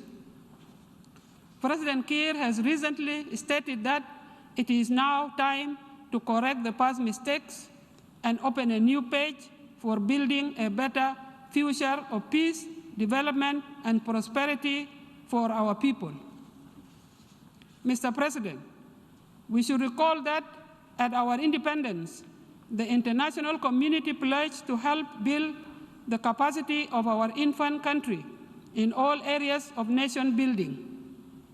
As a result, the United Nations mission in South Sudan, UNMISS, was created to help establish the foundations of our new nation. However, after the outbreak of war, that vision was abandoned, and priority was placed on protecting civilians and providing humanitarian assistance. As a result, support for capacity building of the state was terminated. The protection of civilians is a priority. As the Vice President responsible for the humanitarian cluster in our government, I champion this cause, but it should not be at the expense of capacity building and sustainable development. Building state capacities to govern responsibly and effectively is essential. It is also necessary to guard against the unintended consequences of dependency on humanitarian assistance. With the constant improvement in peace security, it is time to transition from emergency and place our efforts to resetting the sustainable development agenda. The development of the revitalized national development strategy is the government of South Sudan's clear and deliberate roadmap to accelerating the implementation of our axis while laying the foundations of sustainable peace and the stabilization of our economy. It is a painful and shameful situation for a country endowed with vast, fertile land to be regarded as poor. We must ensure peace and security in the country and double our efforts to support our people who wanted to return and are returning to their areas of origin, for them to participate fully in nation building and contribute to bringing food security in the country. At the core of our efforts are the youth. South Sudan is a young and youthful country, and we call on our partners to help us in our continuing efforts to develop the skills of women and youth, providing them with jobs and livelihood opportunities, and harnessing their energy and productive capacity to provide an alternative to picking up the gun again and engaging in destructive behavior. I am glad to note that encouraging steps have recently been taken in this direction. For example, our security forces and their UNMISS counterparts have begun to promote rural peace and security. We are soon unveiling a national youth service program and setting up a youth empowerment fund in partnership with the United Nations Development Program and other partners. The government welcomes and appreciates such fruitful and positive engagements. To fulfill the vision of our liberation struggle, we must use our oil revenues to fuel economic growth through investment in agriculture. We will invest in infrastructure to connect our rural communities to the markets. We need the public and private sectors, including foreign investors, to join hands in turning South Sudan's potential wealth into a reality. Mr. President, distinguished delegates, I am glad to report on the implementation of the various chapters of the agreement. We have formed executive and legislative organs at the national and state levels, in line with power sharing formulas in Chapter 1 of the agreement. More importantly, we have made significant progress in implementing public financial management reforms in Chapter 4. These measures have met the expectation of international financial institutions and other external partners. In addition, the constitution-making process has recently taken a significant steps forward, and with convening a workshop that charted a roadmap towards the drafting and adoption of their permanent constitution. Towards drafting and adoption of the permanent constitution, the implementation of Chapter 5 on transitional justice, accountability, reconciliation, and healing is moving forward at a relative slow pace. This is not for lack of political will, but rather for objective reasons that are addressing with our regional and international partners. We can therefore say that the glass is half full in the implementation of most chapters of the revitalized peace agreement. Where the glass remains half empty is in Chapter 2 on a permanent ceasefire and transitional security arrangements. There is an urgent need to form a unified professional army under one command and control. The security sector reform is the most challenging part of the agreement, as it contains elements at the center of the violent conflicts in the country.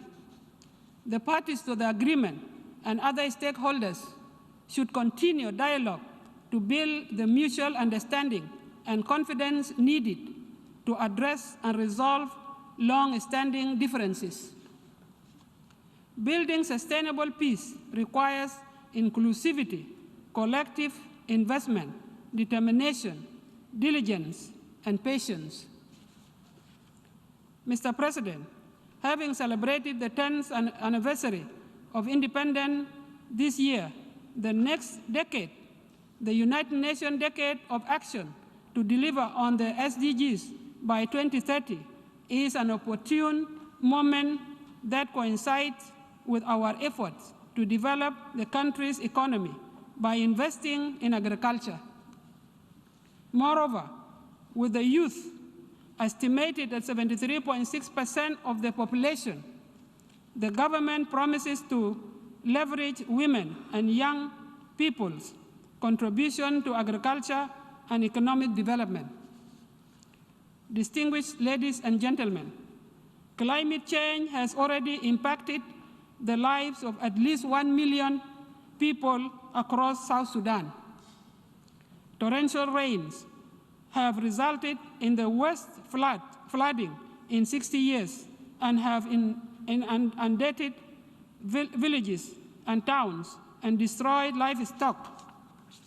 South Sudan has developed and submitted its second nationally determined contribution, which lays out the framework of the country's string commitments to Paris Agreement and its contribution to the global effort to reduce emission to below 1.5 degrees Celsius, despite the country already having amongst the lowest carbon emission. The NDC not only places the country towards a sustainable low-carbon growth pathway, but also developed its resilience against climate-induced shocks, and stresses.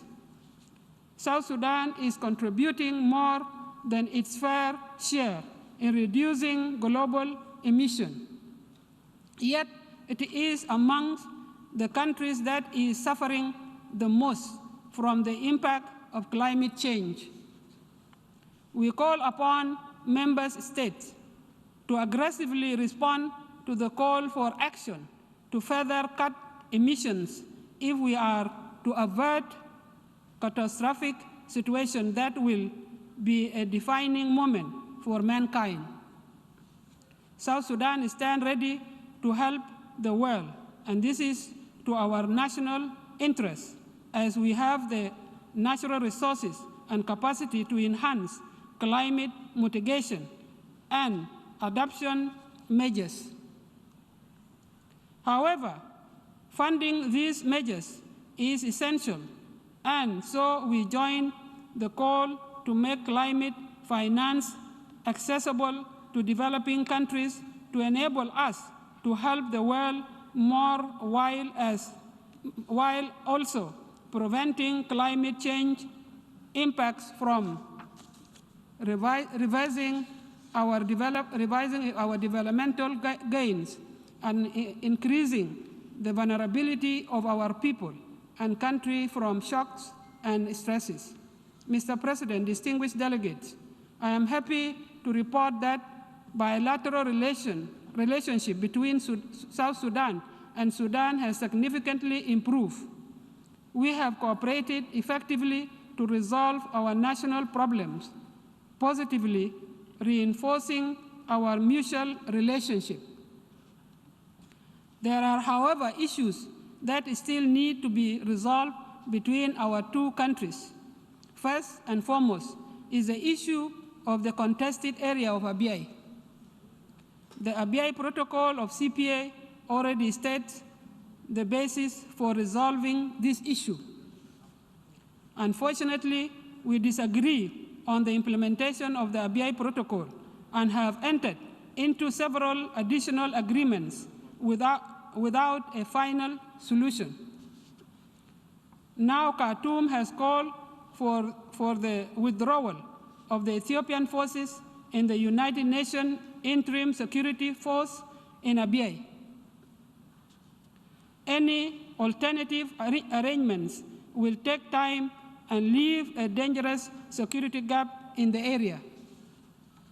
This issue can be resolved peacefully through an arrangement that will give Abyei people their freedom and dignity. Moreover, that will enable them to play a positive role at the border between the two Sudans. We are determined to learn from the past and look forward to engaging in a constructive dialogue, revitalize cooperation, and being more effective in pursuing our shared objectives. We must make the revitalized peace agreement succeed, and we can only do that with support of our regional and international partners. Simply stated, South Sudan desires and is ready to turn a new page. Last, Mr. President, distinguished delegates, I have come to this assembly with the spirit of my late husband, Dr. John Garang de Mabur, and all those who paid the ultimate price in the struggle. It was a dream for Dr. John to liberate his people and address the global community at this very podium. Being here as a female vice president from an independent South Sudan realized Dr. John's dream. Thank you, Mr. President and distinguished delegates, for this opportunity and your attention. On behalf of the General Assembly, I wish to thank Her Excellency Rebecca Nyandeng de Mabur, Vice President of the Republic of South Sudan, for her statement, and I request protocol to escort Her Excellency.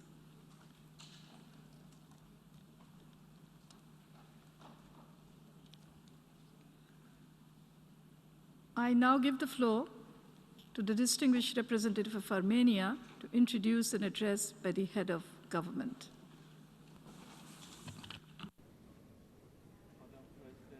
I have the honor to introduce the pre-recorded statement by His Excellency Nikol Pashinyan, the Prime Minister of the Republic of Armenia.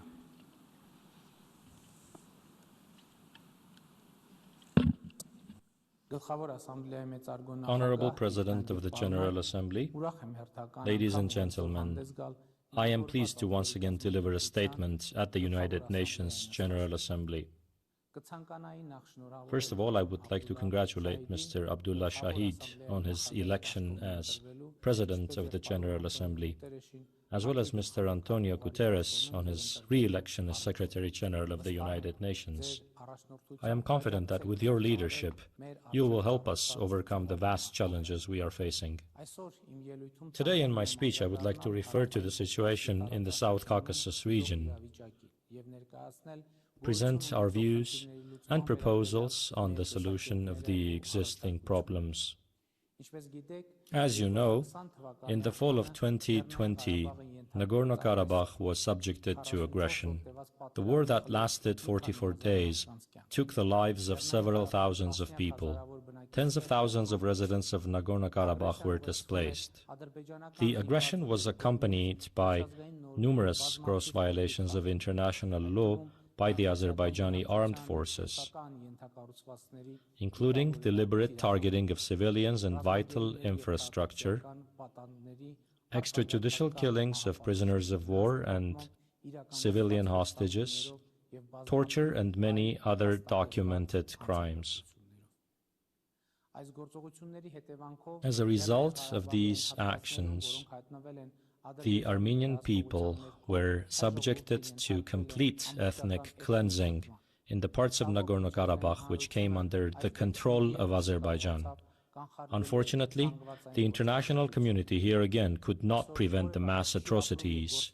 Today, no Armenian lives or practically could live in the territories under the control of Azerbaijan. Thanks to the mediation efforts of the Russian Federation, it was possible to stop the bloodshed. On November 9, a trilateral ceasefire statement was signed. Peacekeeping forces of the Russian Federation were deployed in Nagorno-Karabakh, which today ensures stability and security there. Dear colleagues, 1 month ago, the Republic of Armenia National Assembly approved the government's action plan for 2021-2026, where one of the key provisions is to open an era of peaceful development for our country and the region. Moreover, as per the results of the early parliamentary election held on June 20, 2021, the people of Armenia gave to our government a mandate to move towards this key goal. It should be emphasized that our government received this important mandate based on the results of elections that were held to overcome the domestic political crisis.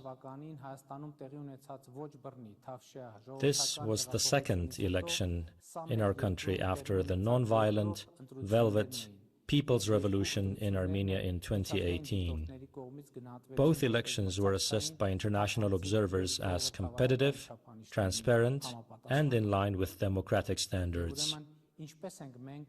So, how are we going to achieve the goal of opening an era of peaceful development for our country and the region? Through dialogue, overcoming incrementally the atmosphere of painful hostility in our region.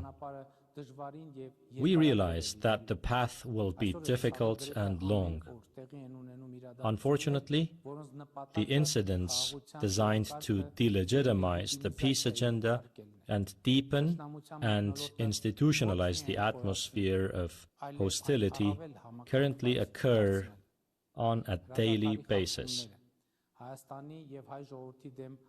Violations of the ceasefire, aggressive and insulting statements against Armenia and the Armenian people continue to escalate the atmosphere. An act against the peace agenda is the fact that, contrary to Article 8 of the November 9 statement, Azerbaijan not only still holds several dozen citizens of the Republic of Armenia in captivity, but also has sentenced many of them to 6 to 20 years of imprisonment on trumped-up charges. In addition, there are citizens whose captivity fact has not yet been confirmed by Azerbaijan, although there is clear evidence that they are in captivity. This becomes even more unacceptable against the background that, in the fall of 2020, Azerbaijani internet users posted videos of the capture of specific Armenian soldiers and later that decapitated or shot bodies of these soldiers were discovered. We have irrefutable evidence that our captives have been tortured. An outrageous example of the deepening of the atmosphere of hostility is the opening in Baku of the so-called Park of Trophies, where Azerbaijani schoolchildren are taken on excursions to watch the mannequins of captured, killed or bleeding Armenian soldiers.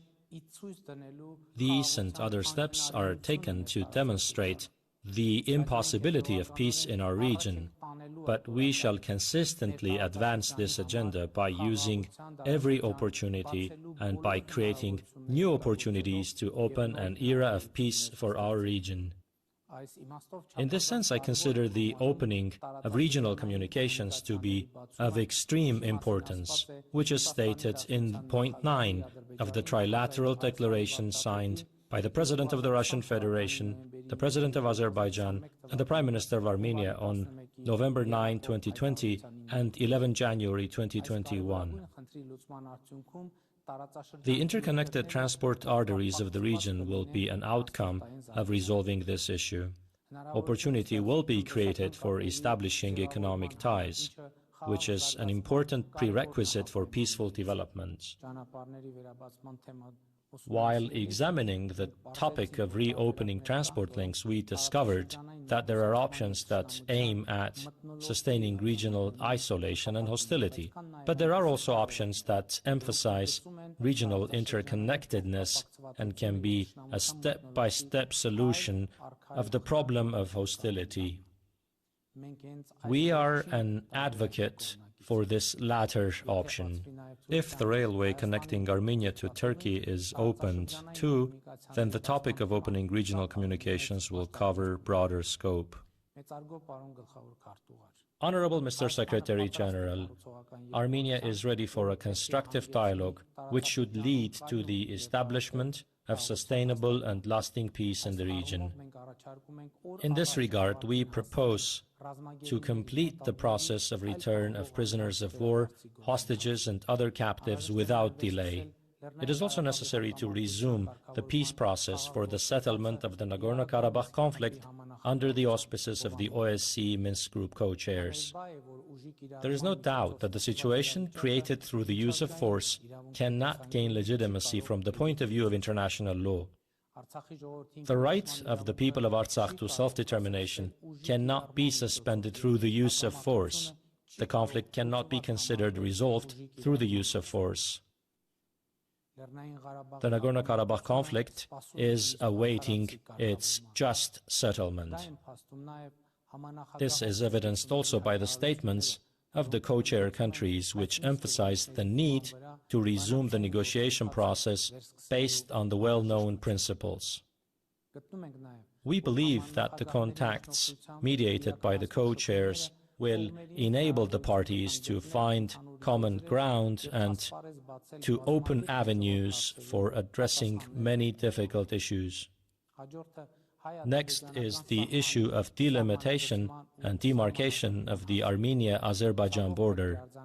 I must state with regret that it is difficult to imagine a border delimitation process on the backdrop of almost daily shootings and various provocations on the Armenian-Azerbaijani border, on the backdrop of units of the armed forces of Azerbaijan having infiltrated the sovereign territory of the Republic of Armenia on May 12, 2021, in the Sotk-Khoznavar section. To overcome this situation, we have suggested the following actions. In the above-mentioned section, the armed forces of both Armenia and Azerbaijan should withdraw simultaneously to the Soviet times border. International observers would be deployed along that border, and under international auspices, we would start delimitation and demarcation. We are ready to implement this proposal at any time. Dear colleagues, in my speech, I touched upon issues of vital importance for our country and for the region. These issues need urgently to be addressed today and require the urgent attention of the international community. At the same time, as I conclude my speech, I would like to reaffirm that Armenia, as a responsible member of the international community and a reliable partner, will continue to contribute to the strengthening of comprehensive international order, to international cooperation based on the purposes and principles of the UN Charter, promoting sustainable development and protection of fundamental human rights. We are committed to a constructive and inclusive dialogue with all of our partners. Armenia is ready to make every effort to contribute to overcoming the current global challenges such as climate change, the COVID-19 pandemic, issues of international peace, security, and sustainable development. With this, let me complete my speech by wishing success to the works of the 76th session of the UN General Assembly. Thank you for attention. On behalf of the General Assembly, I wish to thank His Excellency Nikol Pashinyan, the Prime Minister of the Republic of Armenia, for the statement just made.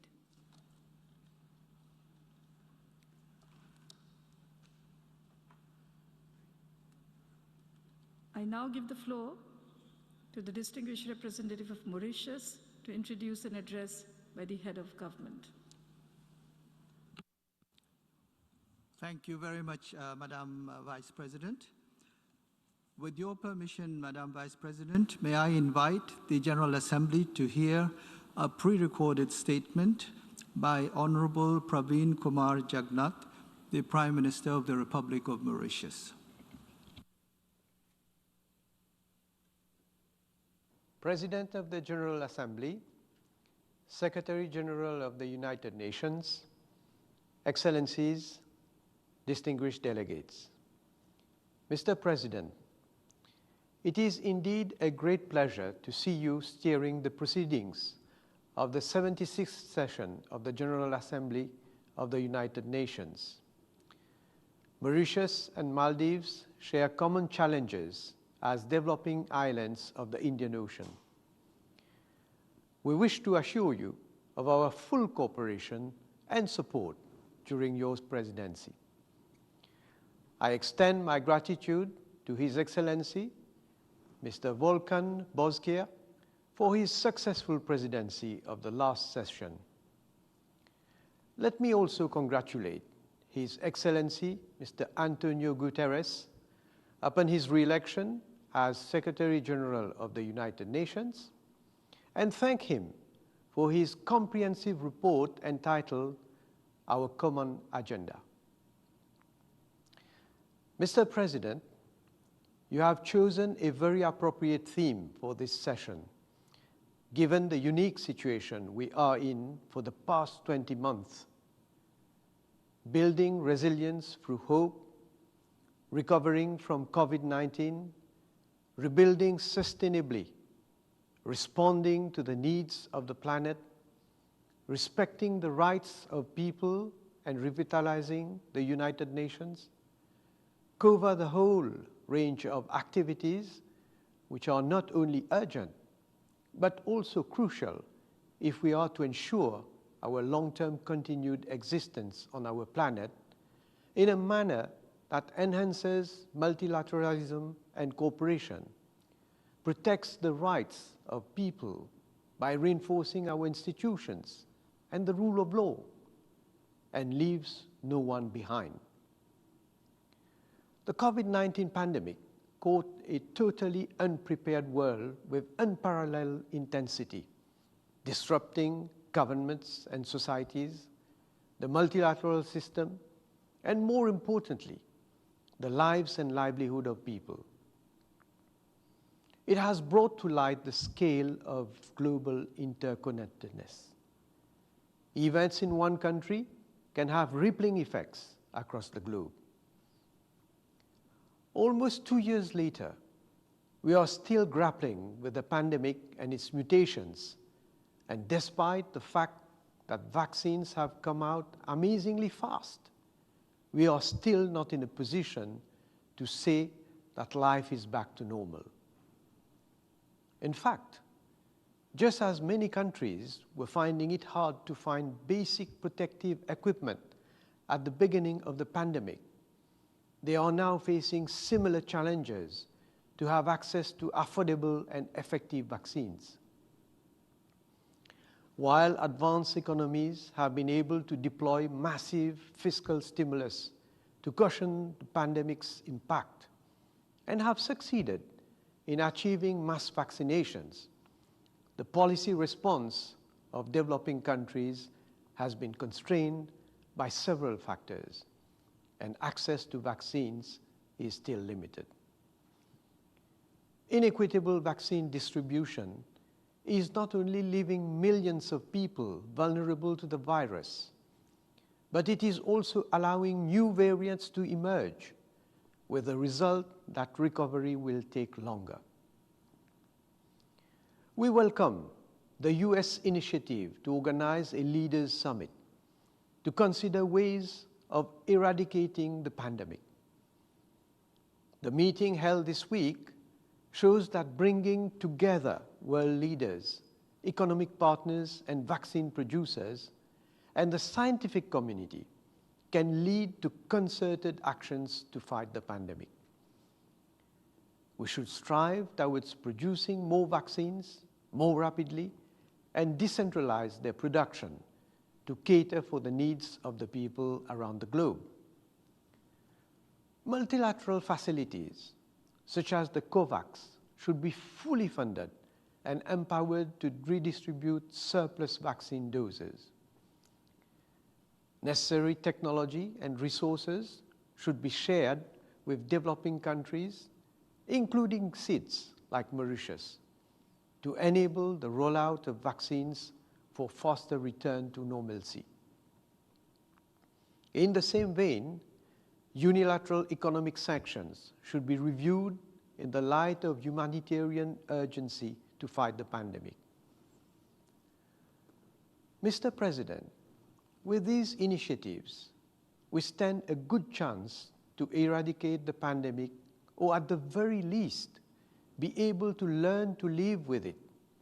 But the world will still have to face the economic challenge that has come with the pandemic. COVID-19 has severely impacted the world economy. Mauritius was not spared, and our GDP contracted by 14.9% in 2020. Public health spending has had to be increased significantly, together with a string of measures to assist business transformation, support the tourism sector, increase local food production, and support various sectors of the economy. Along with the pandemic, Mauritius has also faced other challenges concerning its financial services sector, and we have had to address these as a matter of great urgency in order to keep the sector afloat. Mr. President, before the pandemic, small island developing states were already facing significant levels of debt distress. While we welcome the G20 debt service suspension initiative, we believe this facility should be extended to include small island developing states, in particular the middle-income countries as well. A new global financial architecture focusing on fiscal space and debt sustainability is urgently needed for SIDS. Mauritius fully supports the proposal to produce a multi-dimensional vulnerability index to be used in determining the type and measure of support that will be needed by a country, not only to build its resilience, but also to put it on track to achieve its SDGs. Mr. President, the Paris Agreement was hailed as a major breakthrough in our efforts to tackle climate change. But the climate events since show that unless we commit to doing much more, our planet and indeed our existence are severely threatened. The last Intergovernmental Panel on Climate Change report is unequivocal. We are in the red, and human influence is to a large extent responsible for the state of our atmosphere, ocean, and land. The world has great expectations from the COP26 summit. We all know what needs to be done.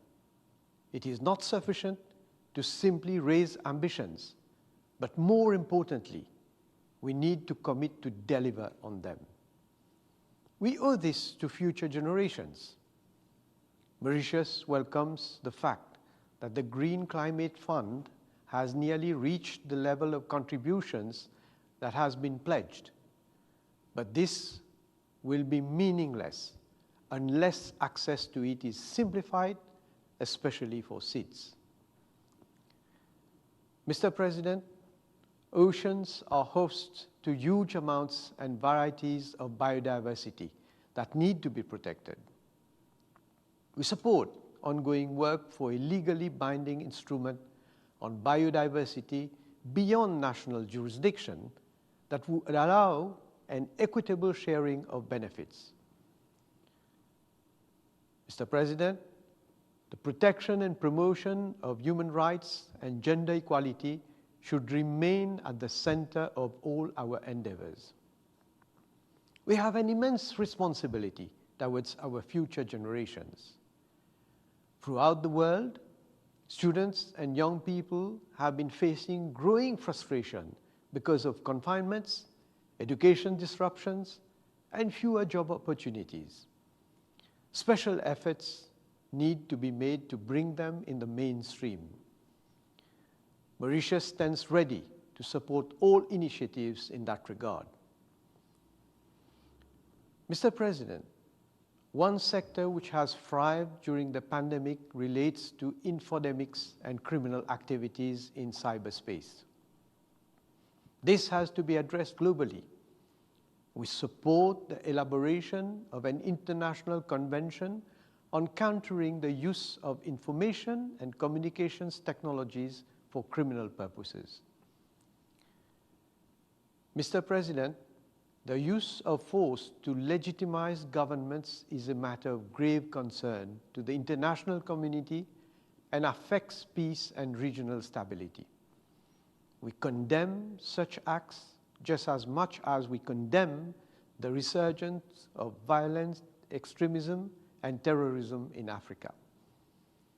We stand in solidarity with the Afghan people and hope that peace prevails and brings stability to the region. We support all regional and international initiatives aimed at finding sustainable, peaceful solutions. We also call for a just and lasting settlement for the Palestinian people.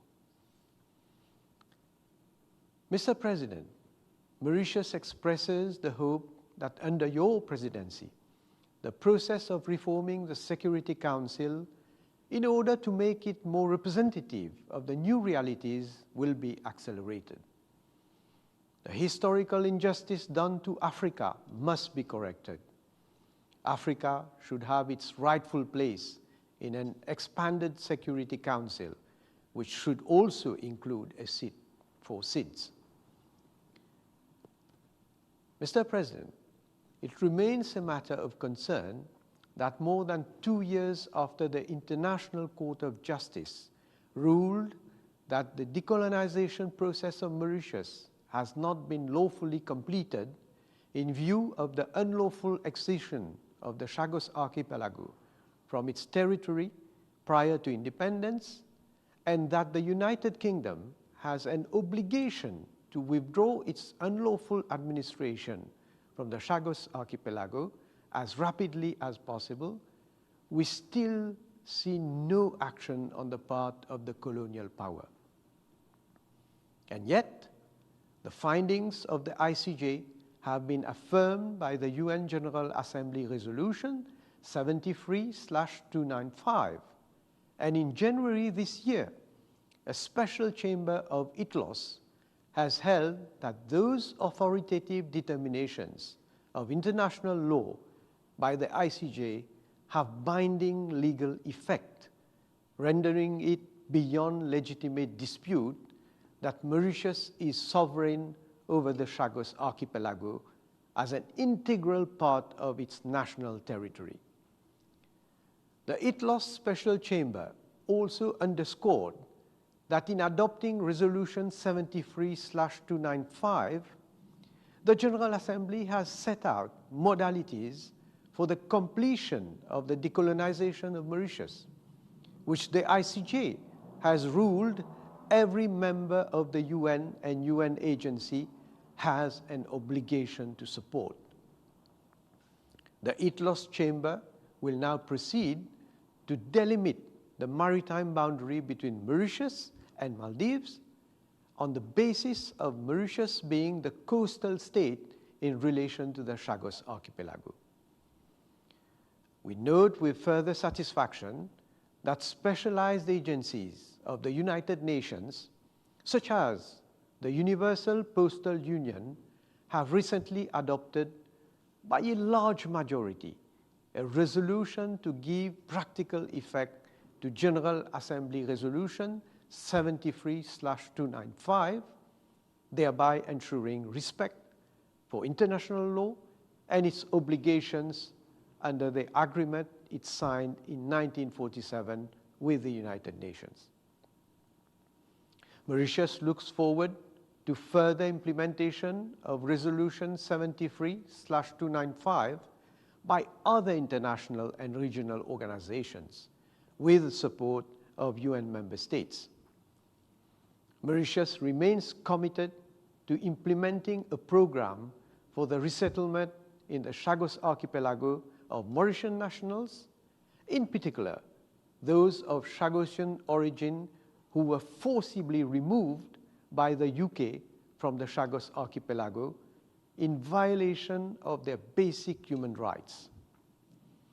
I express, on behalf of the government and people of Mauritius, and in particular the Mauritians of Chagosian origin, our sincere gratitude to all the countries that have been supporting us in completing our decolonization, and we appeal to the colonial power to comply with the rulings of the international courts and the resolutions of the General Assembly. Compliance with international law is the responsibility of all law-abiding states. Mr. President, I would like to reiterate the commitment of Mauritius to ensuring the continued operation of the defense facility in Diego Garcia. Mauritius considered the facility vital to the maintenance of international peace and security in the Indo-Pacific region and to efforts to combat terrorism, piracy, and the illicit trafficking of drugs and persons. In this regard, Mauritius, as sovereign over the Chagos Archipelago, which includes Diego Garcia, stands ready to enter into a long-term agreement with the United States in respect of Diego Garcia. Mr. President, with regard to Tromlin, which also forms an integral part of the territory of Mauritius, we call for the early resolution of the dispute over the island in the spirit of friendship that characterizes the relations between Mauritius and France. Mr. President, we can no longer afford to be fractious. We need to promote, preserve, and strengthen multilateralism. Together, we can build more sustainable, equal societies and economies. Together, we can transform our world into one that recognizes and respects the dignity of every human being. I thank you.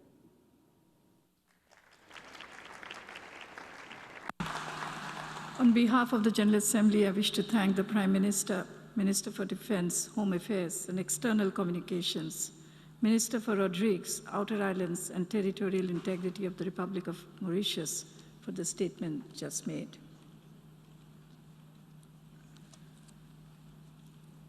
I have the honor now to give the floor to the distinguished representative of Sweden to introduce an address by the head of government. Madam President, Excellencies, ladies and gentlemen, I would like to take this opportunity to congratulate Mr. Abdullah Shahid on taking up the position as President of the 76th session of the General Assembly. I also welcome the reappointment of Mr. Antonio Guterres as UN Secretary General for a second term. Both of you can count on Sweden's full support for your important work. It is my honor now to introduce Sweden's pre-recorded national address to the general debate on the 76th session of the General Assembly, delivered by His Excellency Stefan Löfven, Prime Minister of Sweden. Thank you.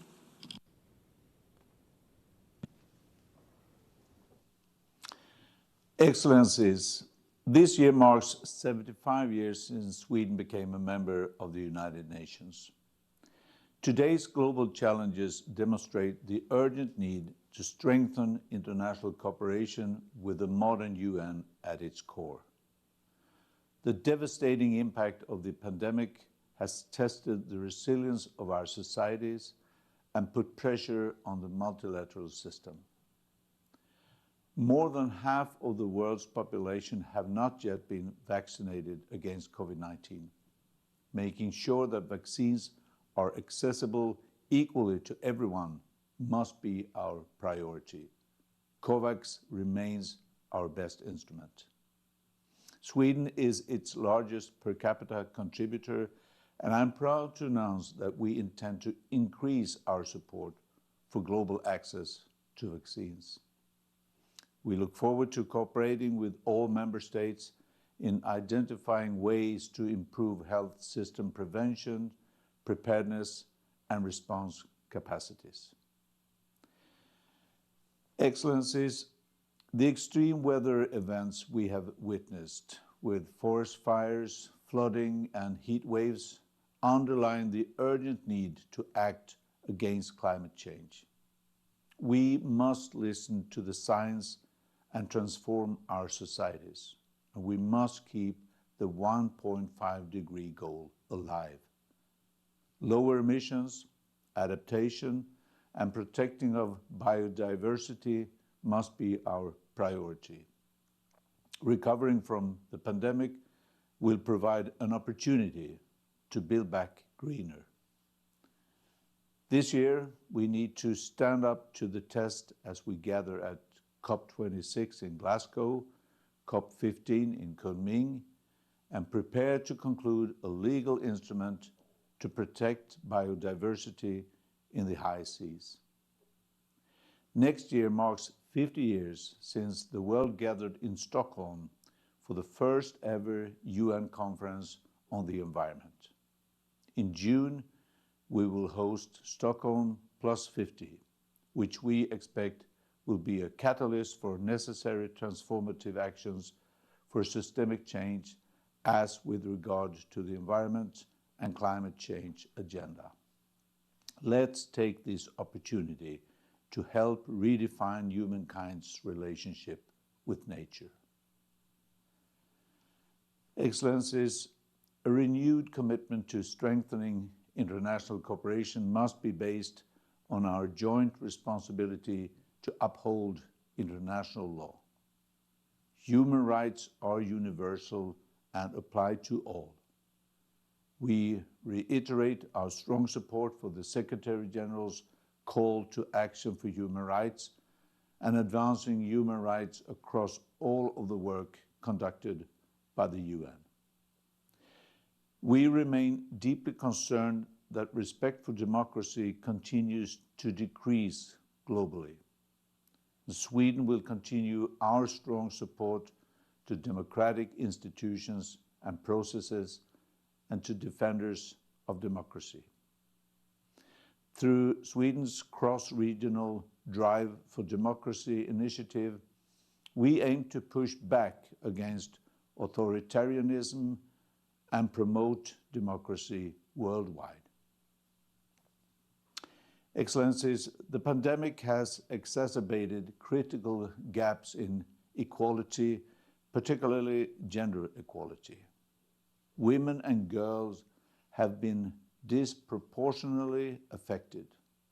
Sustainable development, peace, and security are not possible when women and girls are left behind. This is why my government is a feminist government. Sweden will always stand up for sexual and reproductive health and rights. Excellencies, international solidarity is part of the Swedish DNA.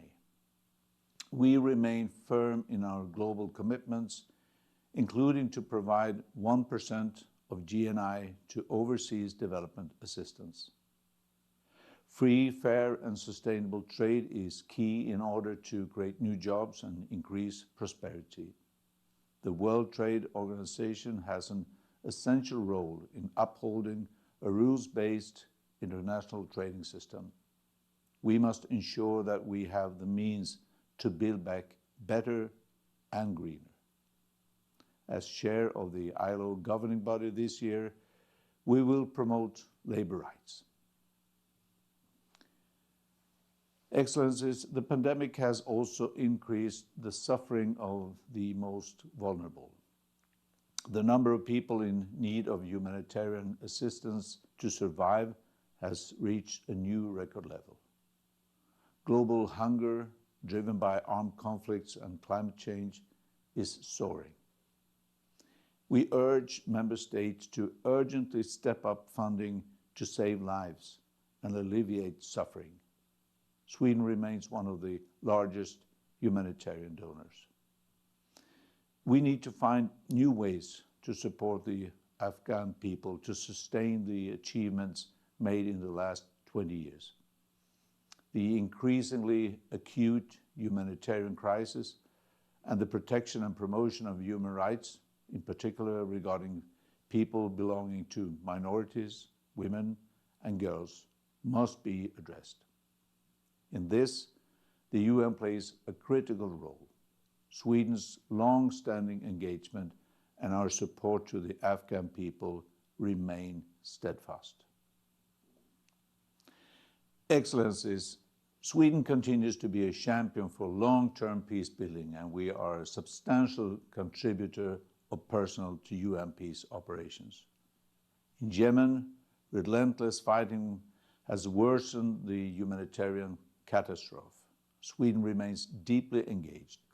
We urge the parties to agree on a ceasefire and take part in political talks under UN auspices. The implementation of the Stockholm and Riyadh agreements remains a key step. Sweden is committed to leading international efforts to mobilize additional funding for the world's largest humanitarian operation. In Ethiopia, the Tigray conflict's expansion is causing immense human suffering. We urgently call on all parties to ensure full and sustained humanitarian access, agree to ceasefire, and work for a political solution. Excellencies, 1 year ago, peaceful protests in Belarus were followed by ruthless repression. Sweden and the EU demand respect for human rights. We support the Belarusian people's right to democracy, freedom of expression, and the rule of law. Sweden remains a steadfast supporter of Ukraine's territorial integrity, sovereignty, and independence. We continue to unequivocally denounce Russia's illegal annexation of Crimea and Sevastopol. This year, Sweden is chairing the Organization for Security and Cooperation in Europe. Our guiding principle is to return to the basics by defending the European security order based on respect for international law and the UN Charter.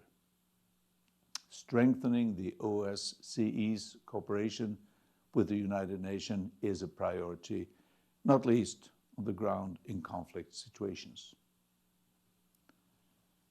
Excellencies, the nuclear threat is as present as ever.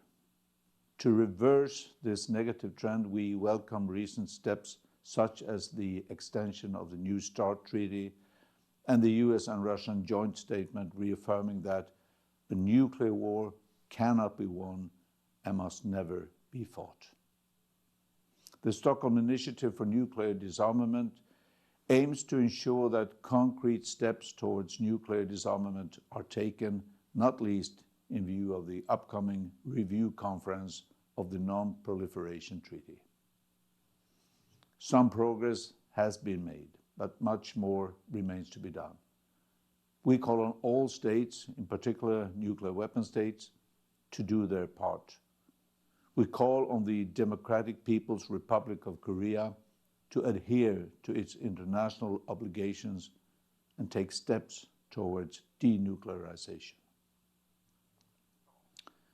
Excellencies, this will be my last address as Prime Minister of Sweden to the General Assembly. As I look back at my 7 years in office, I can only conclude that global challenges are becoming ever more pressing. But together, we have also made important progress.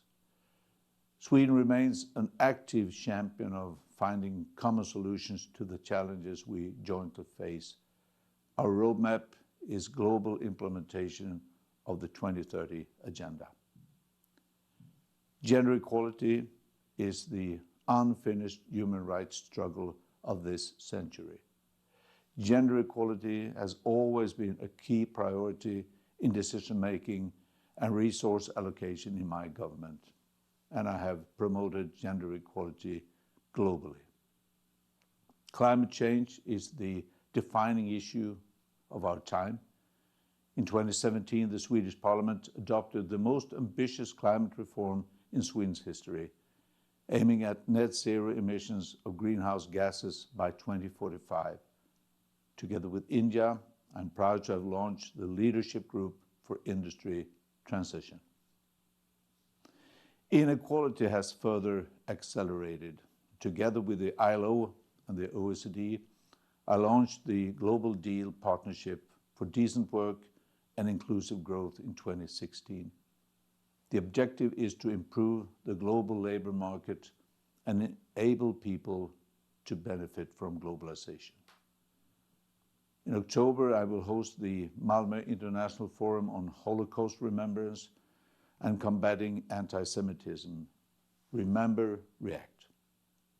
The rise of racism, xenophobia, Islamophobia, and anti-Semitism must be rigorously countered.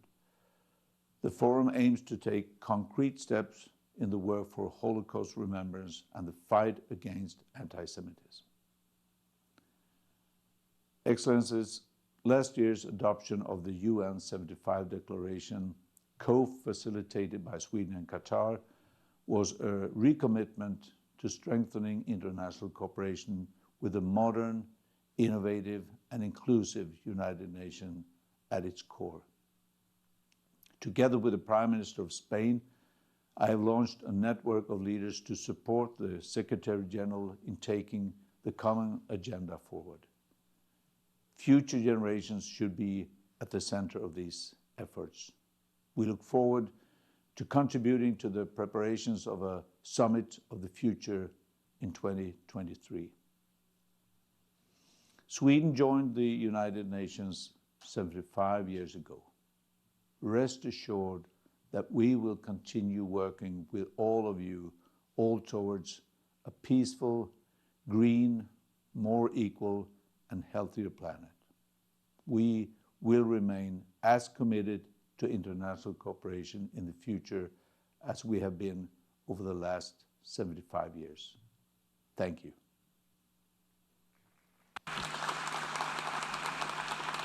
On behalf of the General Assembly, I wish to thank His Excellency Stefan Löfven, the Prime Minister of Sweden, for the statement just made.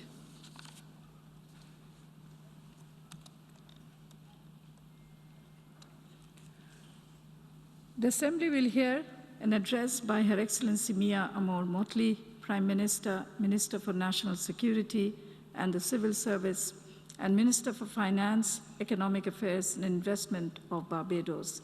May I request protocol to escort Her Excellency.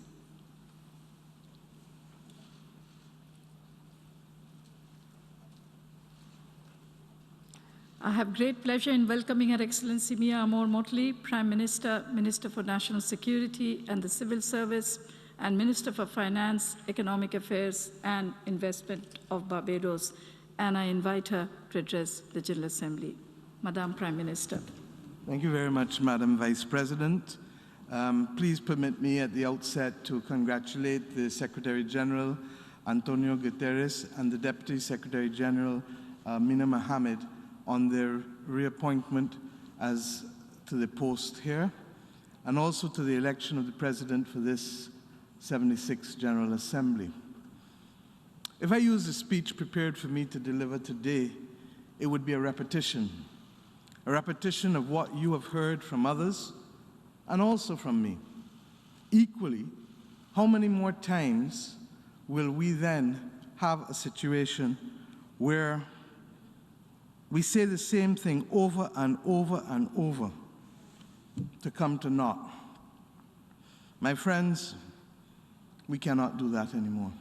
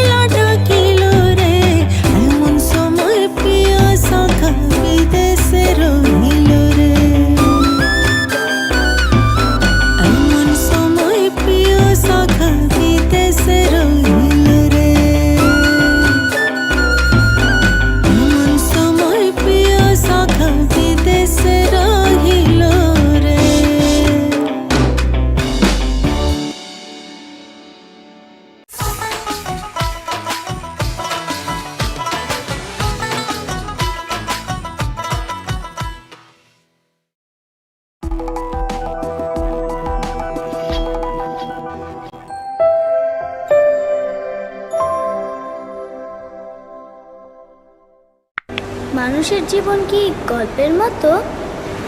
আমার জীবনে আমি যা যা চেয়েছি হয় অর্জন করেছি নয়তো ছিনিয়ে এনেছি। এলাকায় কোনো নতুন সুন্দরী মায়া আসলে তোর লিস্টের মধ্যে অটো আপডেট করে দিবি। তুই তো একটা পেটতারো, তুই তো একটা প্রেমেন্ট। এখনই শোনো আমি বড় হয়েছি। ওই লোকটাকে থাপ্পড় মারলা কেন? সমাজ থেকে ডর বই উঠে গেছে আপা। আপা বউয়ের অফিসে হাজবেন্ডের চাকরি করা তো ঠিক হবে না। ও মাই গড, বিমান জামাই আমার গাড়ির সাথে ড্রাইভার কিনে নিয়ে আইছে। আমার স্বামীকে বিয়ে করে আমাকে মা ডাকা হচ্ছে না? প্রত্যেক বছর আমাদের একটা দিন আসে, আমি আমার পুরোটা জীবন তোমাকে দিয়ে দেবো, তুমি শুধু তোমার জীবন থেকে 2 বছর আমাকে দাও। খালি চোখে যা দেখা যায় তা কিন্তু সবসময় ঠিক না। যারা ভালোবাসা নিয়ে খেলা করে তারা কখনো সত্যিকারের ভালোবাসা পায় না। আমি মদ খাবো না। আরে বাবা, এটা খাওয়ার সময় আমার মেয়ে মানুষের সঙ্গ প্রয়োজন হয়।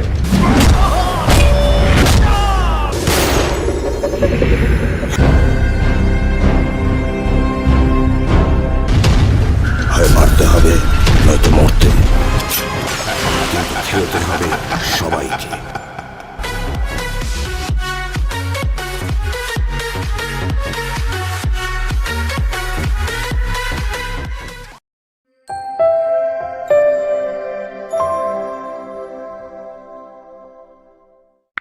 মানুষের জীবন কি গল্পের মতো? আমার জীবনে আমি যা যা চেয়েছি হয় অর্জন করেছি নয়তো ছিনিয়ে এনেছি। এলাকায় কোনো নতুন সুন্দরী মায়া আসলে তোর লিস্টের মধ্যে অটো আপডেট করে দিবি। তুই তো একটা পেটতারো, তুই তো একটা প্রেমেন্ট। এখনই শোনো আমি বড় হয়েছি। ওই লোকটাকে থাপ্পড় মারলা কেন? সমাজ থেকে ডর বই উঠে গেছে আপা। আপা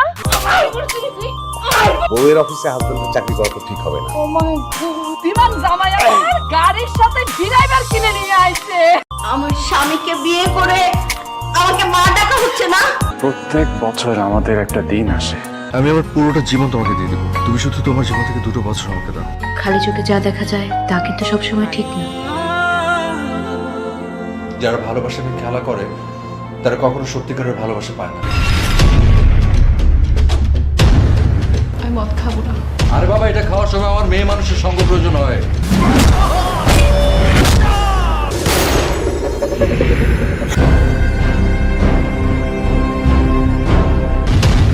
হয় মারতে হবে নয়তো মরতে, খেলতে হবে সবাইকে।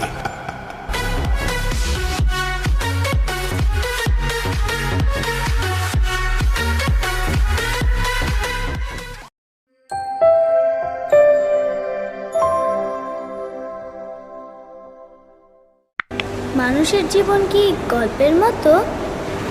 আমার জীবনে আমি যা যা চেয়েছি হয় অর্জন করেছি নয়তো ছিনিয়ে এনেছি।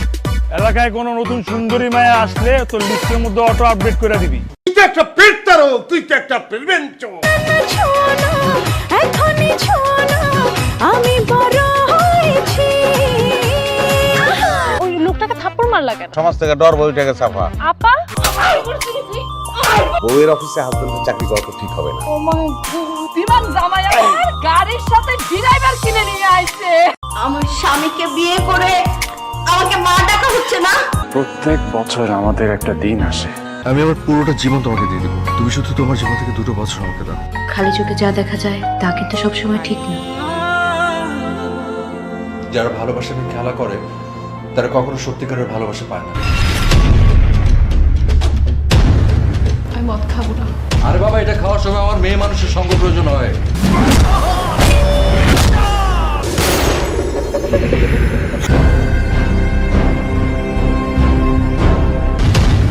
হয় মারতে হবে নয়তো মরতে, খেলতে হবে সবাইকে।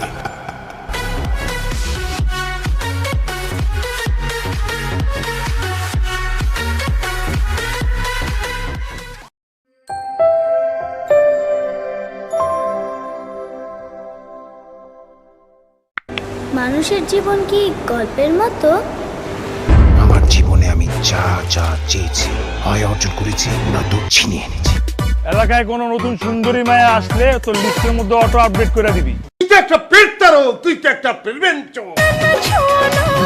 এখনই শোনো আমি বড় হয়েছি। ওই লোকটাকে থাপ্পড় মারলা কেন? সমাজ থেকে ডর বইটাকে সাফা। আপা বউয়ের অফিসে হাজবেন্ডের চাকরি করা তো ঠিক হবে না। ও মাই গড, বিমান জামাই আমার গাড়ির সাথে ড্রাইভার কিনে নিয়ে আইছে। আমার স্বামীকে বিয়ে করে আমাকে মা ডাকা হচ্ছে না। প্রত্যেক বছর আমাদের একটা দিন আসে, আমি আমার পুরোটা জীবন তোমাকে দিয়ে দেবো, তুমি শুধু তোমার জীবন থেকে 2 বছর আমাকে দাও। খালি চোখে যা দেখা যায় তা কিন্তু সবসময় ঠিক না। যারা ভালোবাসাকে খেলা করে তারা কখনো সত্যিকারের ভালোবাসা পায় না। আমি মদ খাবো না। আরে বাবা, এটা খাওয়ার সময় আমার মেয়ে মানুষের সঙ্গ প্রয়োজন হয়।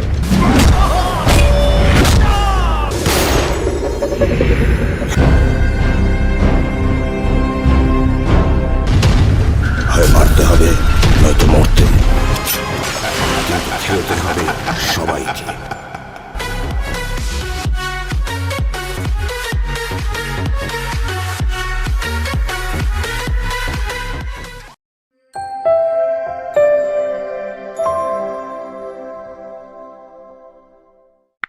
মানুষের জীবন কি গল্পের মতো?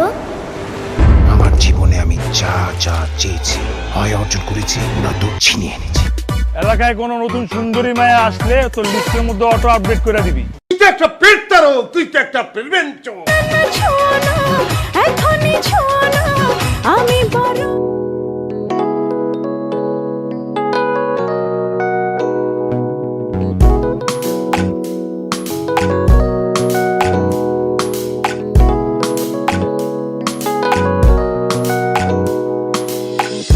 সাগর কুলের নারে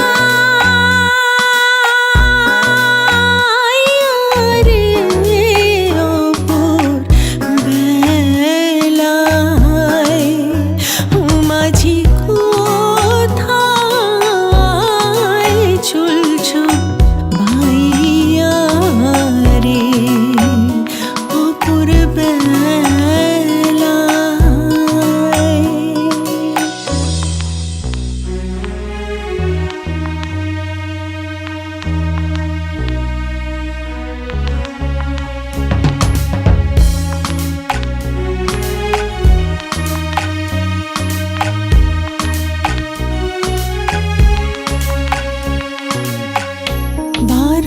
বছর রইলাম আমি পারঘাটায় বসিয়া। 12 বছর রইলাম আমি পারঘাটায় বসিয়া। বেলা গেল সন্ধ্যা হইল মাঝি তোমার আশায় চাহিয়া রে। তুমি কারে যাও হাসাইয়া মাঝি রে।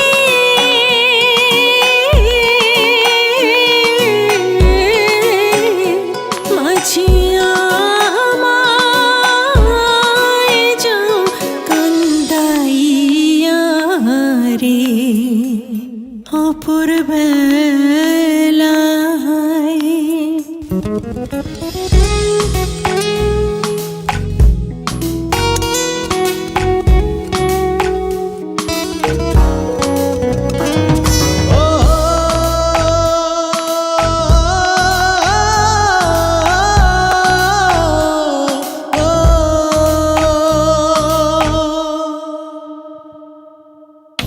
কারে ডেকে